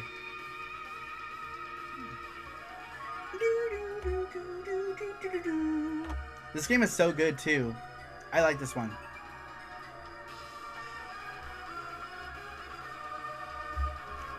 Now it's like ambient music and slow in modern East games. That's true. So good. This opening is just awesome. Like everything that's happening. This is like one of my top openings for East right here. It's so hype.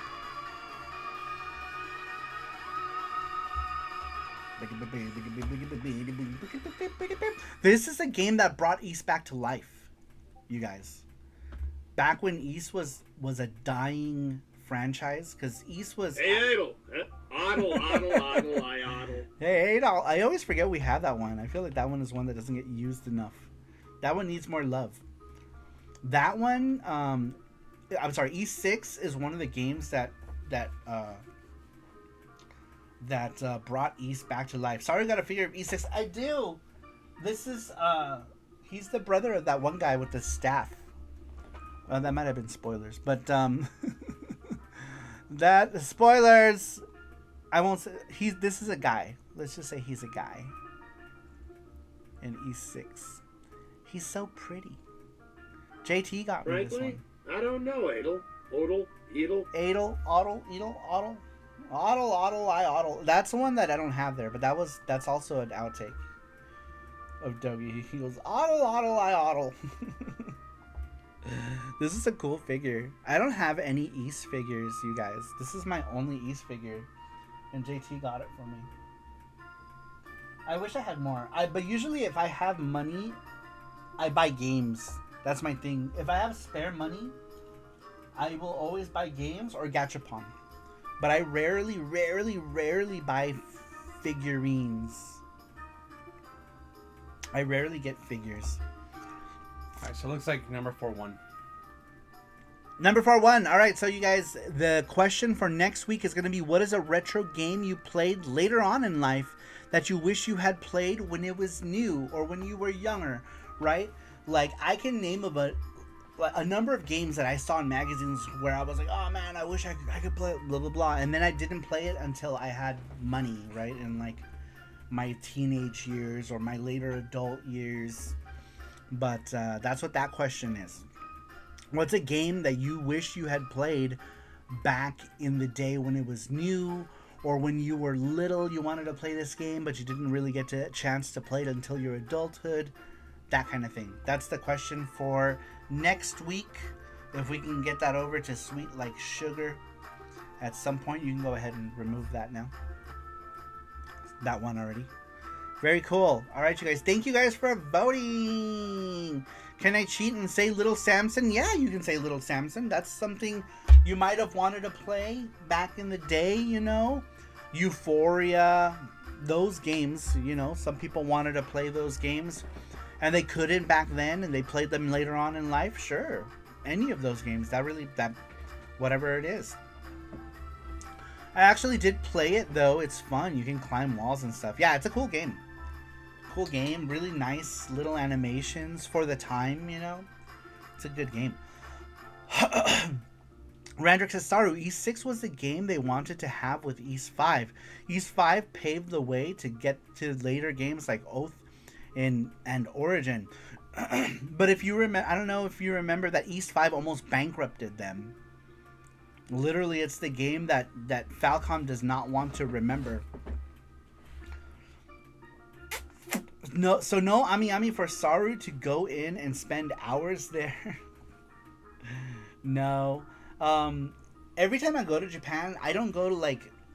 Every time we stay somewhere, there's places like Kotobukiya. Kotobukiya would be the one like. HMV, Ami, those are big online retailers.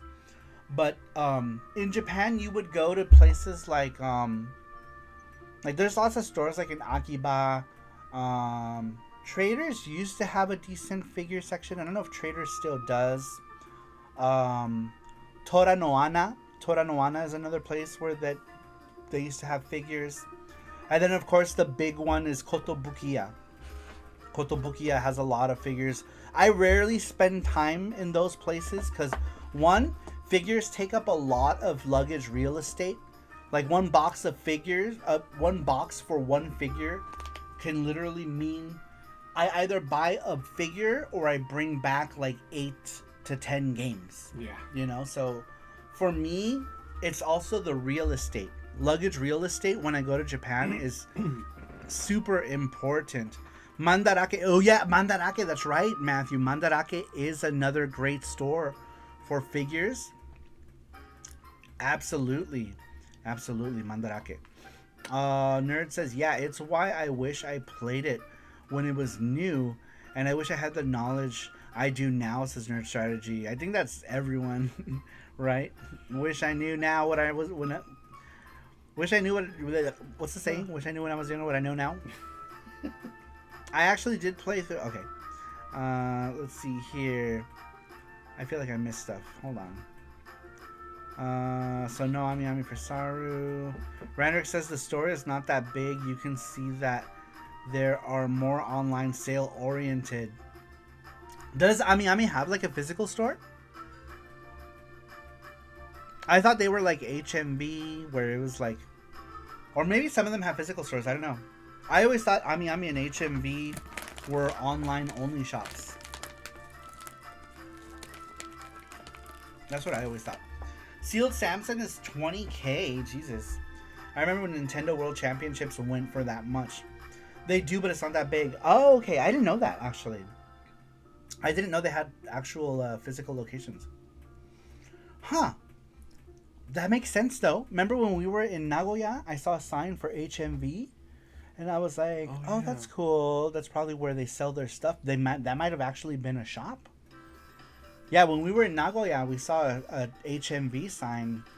And I thought in my brain, I was like, oh, that's probably where they're warehousing, or I don't know. Maybe it was like a storefront.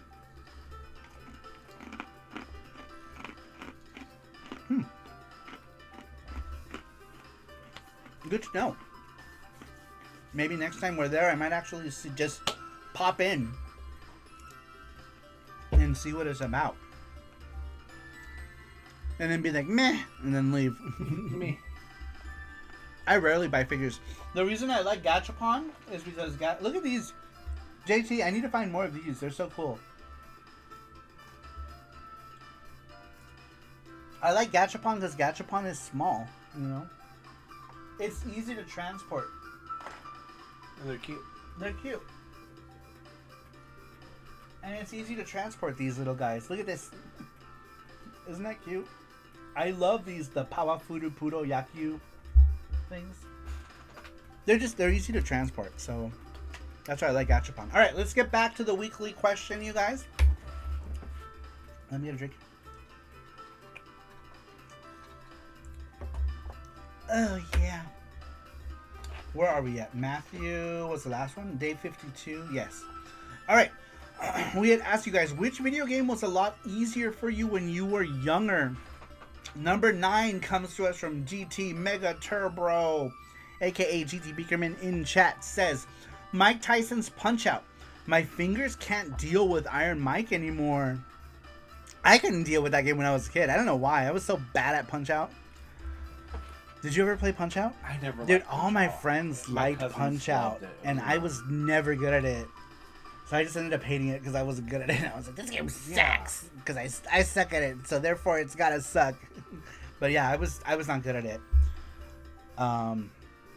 But my friends would play it and love it, but I was never good at it. So you were really good at that, huh? It's more of a puzzle game than anything. I feel like it's more of a memorization game, right? Is it a lot of memorization? I kind of feel like it could be like some memorization. Nerd says, Jesse, I got Mike Tyson's Punch-Out. I can bring it over if you guys got an NES. I don't like Mike Tyson's Punch-Out.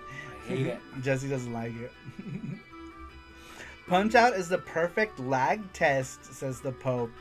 Right, because it's very, very timing based. JT says, yeah, if I buy figures in Japan, they gotta be small sizes or Gachapon. I do have some stuff. Some stuff I will make an exception for. Like, I have some Figmas. First time I went to Japan, I brought Jesse a Figma of Gon from Hunter x Hunter. Yes. I have a shampoo Figma from Ranma, which I totally love. I do have some figures. I don't have a lot. I don't have that many. I have very few. I have Nendoroids. I have Sakura Nendoroid. I have 2 Sakura Nendoroids. I have old Sakura, and I have the new Sakura from Sakura Wars 5. This music is so good.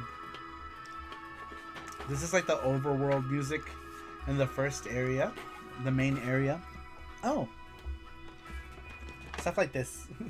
So I do have some stuff. Nowadays I keep most of it in the box because if I don't, it winds up lost. That happened with my Luigi Nendoroid. Who knows where some of the parts are for that.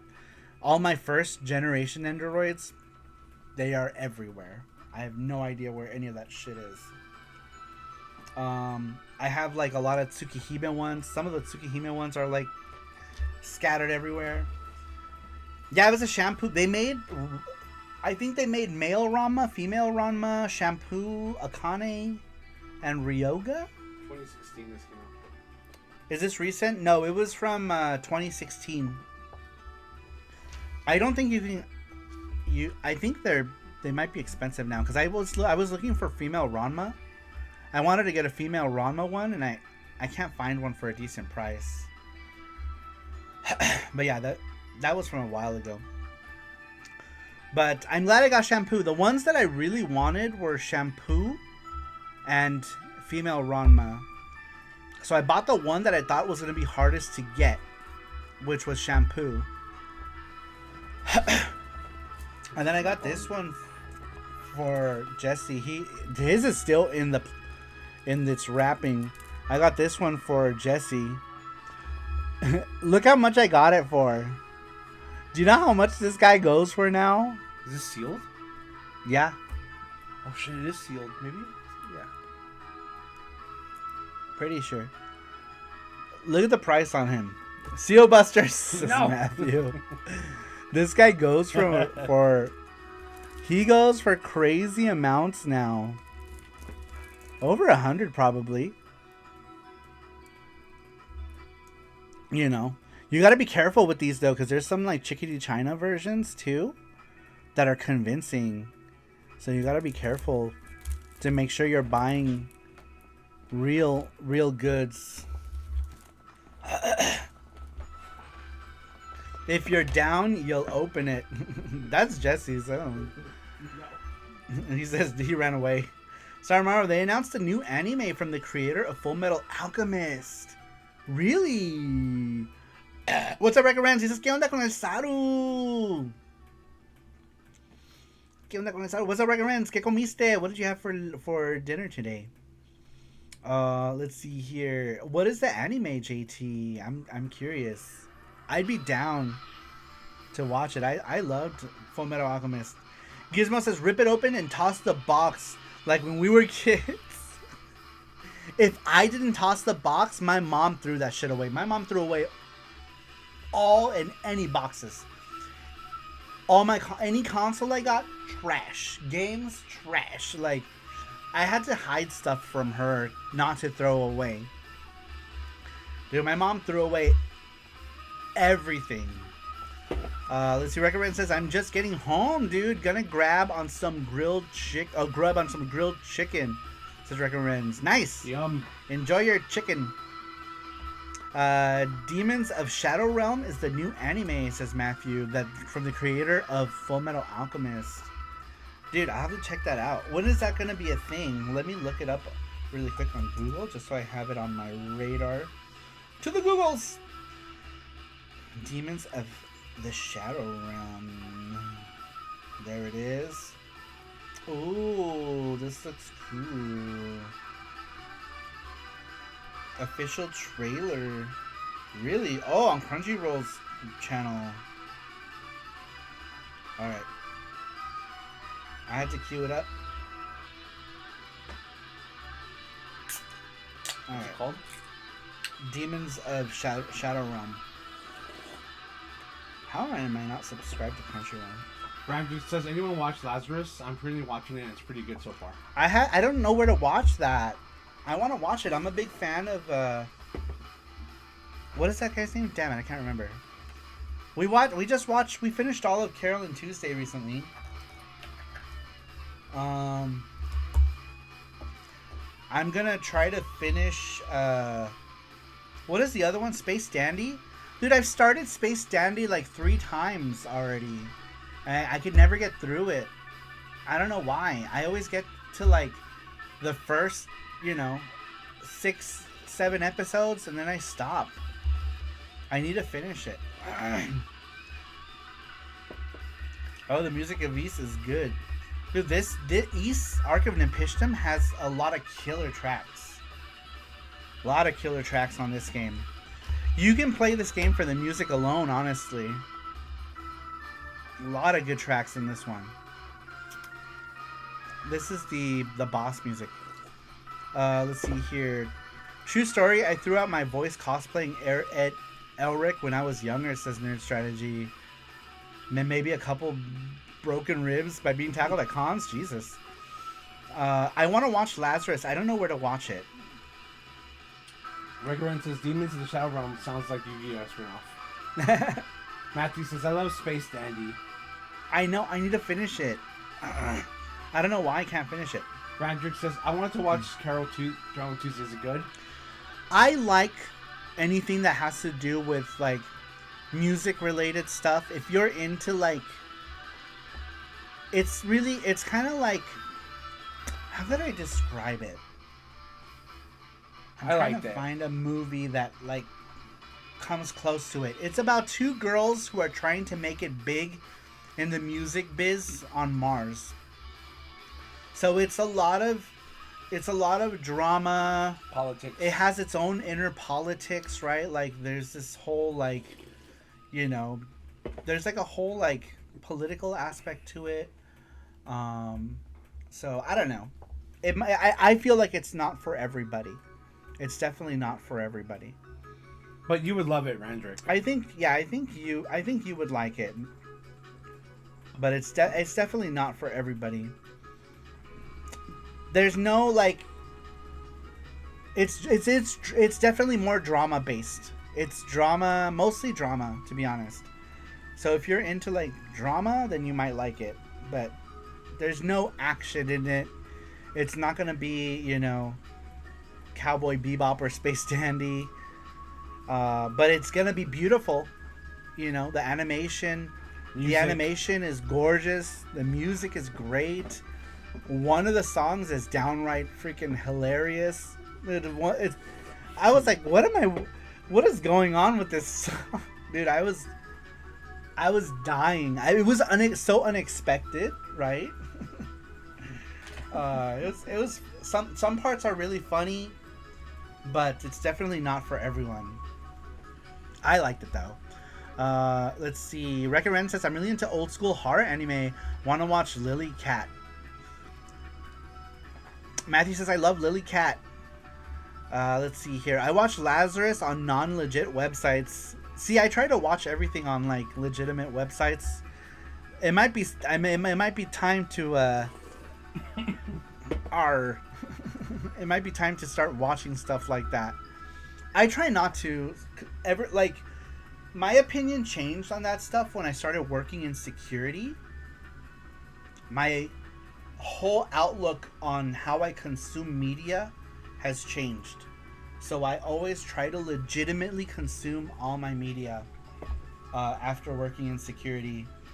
There are ways, like, if you're, you know, make sure you're using your VPNs, you know, make sure that, you know, you got all that stuff on before going to these websites. It's very easy to make a mistake and get found out by the copyright holders. But it's also very easy not to get caught. So it really depends. I'm not getting 4 or 5 streaming subs just to get everything. I know, that's the thing. You know, it's like, it's hard. It's hard because there's things that I won't get for just one show, so I miss out, right? Like Lazarus, I think Lazarus is only on High Dive or something. You know, I don't know what the fuck High Dive is. Like, I'm not gonna pay for no. I'm already paying for. I have Crunchyroll, I have Netflix, we have Hulu Plus, we have Disney, we have like 6 streaming services, right? 6. We have 6, yep. Let me count them: Netflix, Hulu, Disney Plus, Apple TV, Crunchyroll. What are we missing? We're missing one. Dude, it's like cable TV all over again. Yeah. And I know there's one I'm not keeping track of that I probably see a bill for and I'm like, oh. Cancel. Yeah, and then I cancel. But yeah, those are the ones I'm paying for. I'm using Brave and ad blocker. Yeah, Brave browser is good. Plus, I'm in Canada, so we're still safe from this kind of stuff for now, says Randrick. That's true. Yeah, it's that sort of litigation is much tougher here in the U.S. So as long as you like download your stuff, you rename your stuff, Plex servers, stuff like that. There's many ways. There's many ways that you can keep from stuff. What about Amazon? Oh yeah, we do have Amazon. Oh yeah, we well. do have Amazon Prime. At Prime, well, that Prime Video is kind of part of just Amazon Prime. I keep forgetting to use Prime Video. I bet you there's stuff on there Maybe to watch. K-dramas. We watched that one K-drama on there. We did? Oh, you're right. We watched that K-drama on there. We should really start going what through was that it. K-drama called? Well, we have an app for that, right, on the TV? Yep. To watch Amazon? Was it Behind Your... No, it was Behind Your Touch. No. It was about some dead girl. The dead girl. A sad. girl who sees dead people. We watch a lot of K-dramas, too. I never use it. I know. You just forget, right? Because you only really have Amazon for Prime deliveries, and that's pretty much it. All right, moving on. We had asked you guys which video game was a lot easier when you were younger. Number 10 comes to us from Gizmo. Gizmo says, I'm not sure why this is, but mine is Mortal Kombat on the Genesis. I remember beating the game as a 6-year-old and then now getting absolutely demolished. I can play for a bit and I will do better after a while, but something with my timing is just off. I just don't know. Anyhow, thanks, says Gizmo. I wonder, do you think that could also be like TVs and displays adding like that lag? Because I feel like Mortal Kombat is one of those games where timing is very important as well, right? That's one of the reasons I couldn't get into Mortal Kombat, is that I felt like a lot of the timing in Mortal Kombat is very precise. So I feel like now when you're playing these on HD TVs and, you know, your LCD monitors or whatever, that all adds lag to it, right? Then to top it off, you're playing it on some service like Game Pass or PlayStation Archives or what have you. So that could be it too. That might not be your old age. That could also be input lag, or maybe a combination of both. Maybe your reflexes aren't as fast combined with input lag as well. That's got to count for something, because I feel like input lag also makes a big difference. Like, I would play Batsugun on the Sega Saturn, and I will play Batsugun on the Evercade. For some reason, I am way better at Batsugun on the Evercade than I am on Batsugun on the Sega Saturn. And I don't know why that is. It's got to be like a timing thing. Maybe they got the timing better on the Evercade than they did on the Sega Saturn. I don't know. But for some reason, I'm worse at Batsugun on Saturn than I am on the Evercade. I never liked Mortal Kombat. Well, I'm not really into the fighters. But like the whole like finish him, you gotta do like this like move Yeah. to do it. I can never do it. And my cousins would always make fun of me. Like, oh, he can't do the special. It's like, fuck you. Fuck you. Yeah. Fuck you. This game sucks. I love Mortal Kombat. What? But not for the reason you think. Muscle men. No. I don't like. I hate the game. But I love Mortal Kombat. I love Mortal Kombat because when Mortal Kombat came out, any arcade that had it, everyone was playing Mortal Kombat, and they left my neo-geo cabinets alone, and I would be like the only person playing whatever neo-geo game until the game died down, and then everyone came back to neo-geo, or until, you know, some other Fatal Fury special came out, and then everyone's like, neo-geo is cool again, you know, or whatever.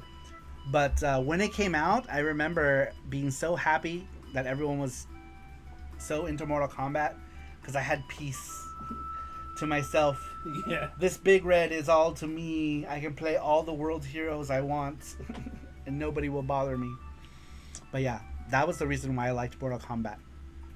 But Gizmo says it's quite possible. There is some lag involved. I'm much better at Street Fighter 3 on Fightcade. Oh, so are you playing Gizmo? Are you playing Mortal Kombat on Fightcade and getting demolished, maybe? That could just be people being really stupid good. I find like people who play competitively online are way stupid good. You know what I mean? I miss the days where like I felt like I was good at games locally. But man, I feel like so many people online are just so good. Like, how the fuck do you get so good? And then they're playing in like rookie categories. I know. Newbie fucking cleans the floor with you. You barely press 2 buttons. Yeah, and you're dead. It's like, okay, forward, bam. Newbie! And they get you in a fucking infinite. I'm like, great, this is fun. You know? Fun. I hate that. I hate that the most about online things. You know, you'll have the people who are super good who jump into like lobbies of people who are just learning how to play. Like, that's shitty. I'm a big fan of like local co-op or playing with your friends. I like playing fighting games with friends. I don't like random battles with people. I feel like it's way more fun playing fighting games with friends. Online or local. I love it. It's fun. We used to play online. We had it was me, Cassius, Mackenzie, Chris Tang. Chris Tang kicked all of our asses. I think me and Cassius each got in one round. Yeah. I beat him one round, and Cassius beat him one round. But yeah, we used to do fighting games. We used to play fighting games online, and we would stream it. I would stream it. We would be streaming, and then people would join in and play. And we would do that on the Switch or whatever at the time, or Steam. We did Steam, like the beat 'em up collection, stuff like that. Random fighting games get so cheap with juggles and combos. Yeah, sometimes, like with infinites and stuff, could be an issue. People played Mortal Kombat 4 and the Mortal Kombat Gold cabs. So Soul Calibur cabinet was open. Dude, Soul Calibur, I played so much Soul Calibur in the arcade. I worked at the Excalibur at the time. It was a casino here in Las Vegas. And I worked for like one of the ticketing things or whatever. And my desk was in front of a Soul Calibur machine. So the Soul Calibur machine was right in front of me. Every break, I'd have to go in and get in some rounds of Soul Calibur. And when it came out for Dreamcast, it blew my mind. Samuel, bienvenido, ¿cómo estás? Dice saludos, Master Saru, chingona esa gorra de Gunhead. Es una de mis favoritas. Tengo que representar mi amor para PC Engine, claro. Bienvenido, ¿cómo estás? Espero que tengas una muy buena noche. Gizmo says, were you playing fighting games with Joel like 5 years ago? I think we did. I think there were sessions. Yeah, I think there were some online sessions.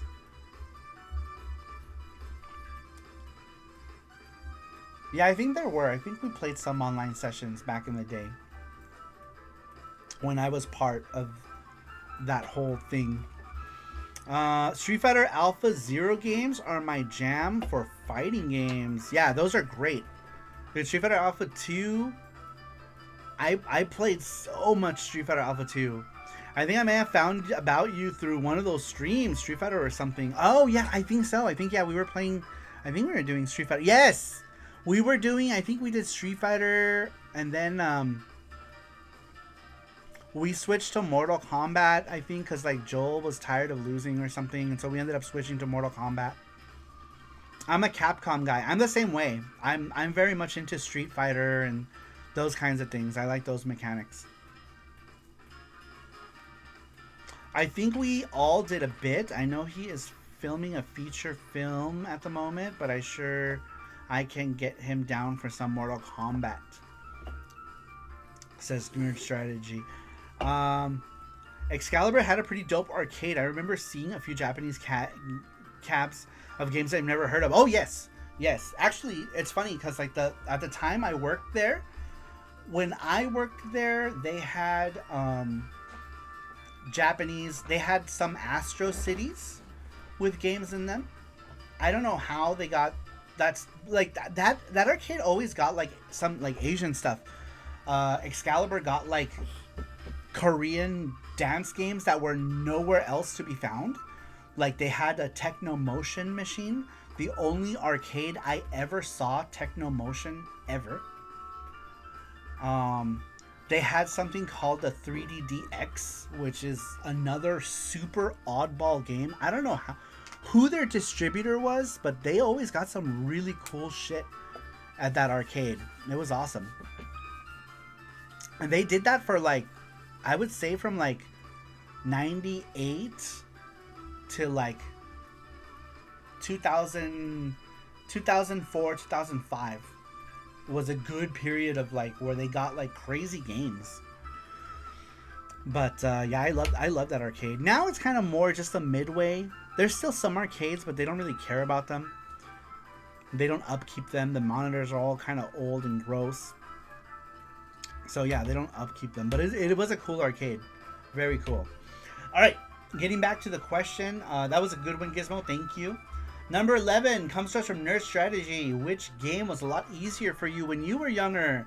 Nerd Strategy says Tetris. Maybe because I don't keep up with it, but I used to be really good at Tetris. Back when I was a kid, I competed with my mom. It was one of my earliest memories. We would get astronomical scores in the millions and just kept trying to do better than each other. Just a random thought to why are people past 60 so damn good at Tetris now? What the fuck?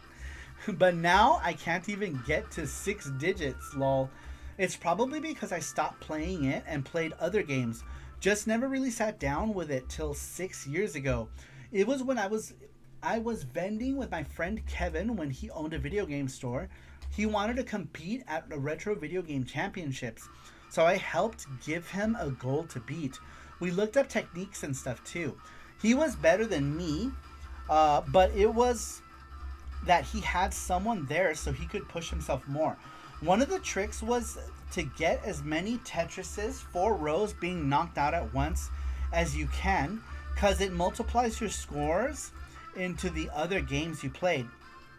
And yeah, I still find it cool that they still do that every year at the conventions, says Nerd Strategy. Dude, Tetris is huge.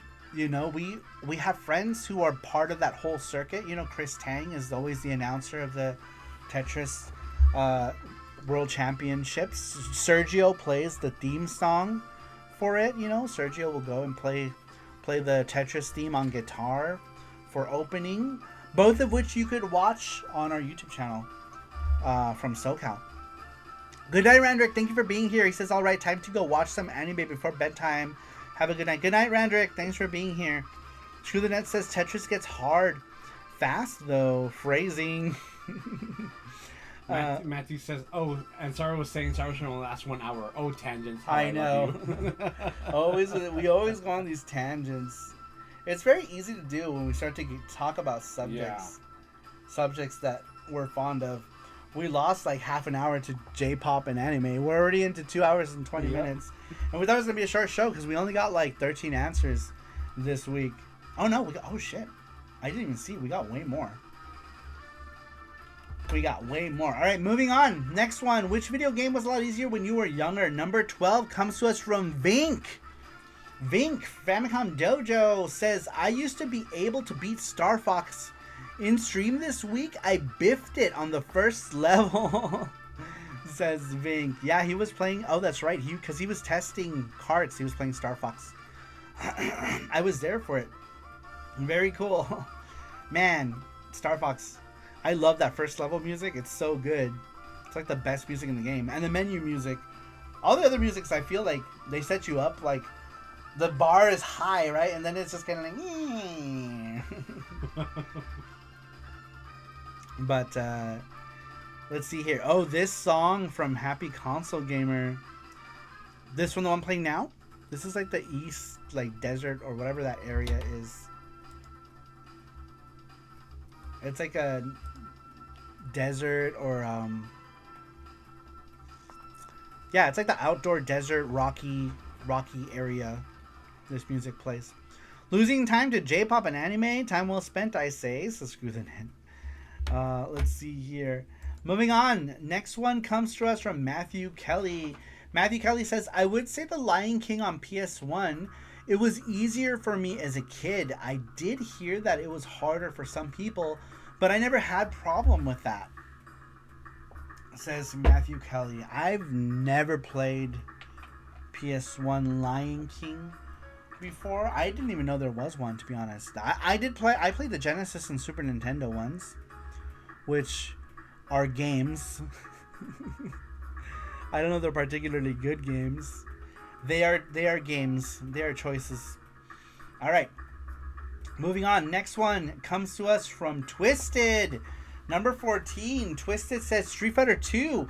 My hands have gotten old. Freaking arthritis. Oh, that's another thing too. Yeah, like I feel like that's becoming an issue with me too. My thumbs aren't as responsive, or I'll be playing and I can feel like my thumbs popping. Yeah. You know, like I'm playing and doing circle movements and stuff, and then my thumb bone right here like cracks. I'm like, oh great. I'm 100. But yeah, that's pretty funny.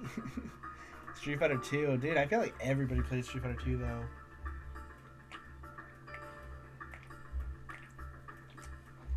Sorry. Ooh. Needed to hydrate.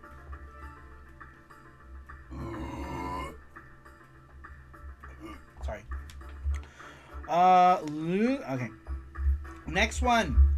Which video game was a lot easier for you when you were younger? Number 15 comes to us from Johnny. Oops, did I skip one? No. Number 15 comes to us from Johnny Graphics. Johnny says, honestly, most games were easier when I was younger, if I'm being honest. But shmups in particular came much more naturally to me as a kid.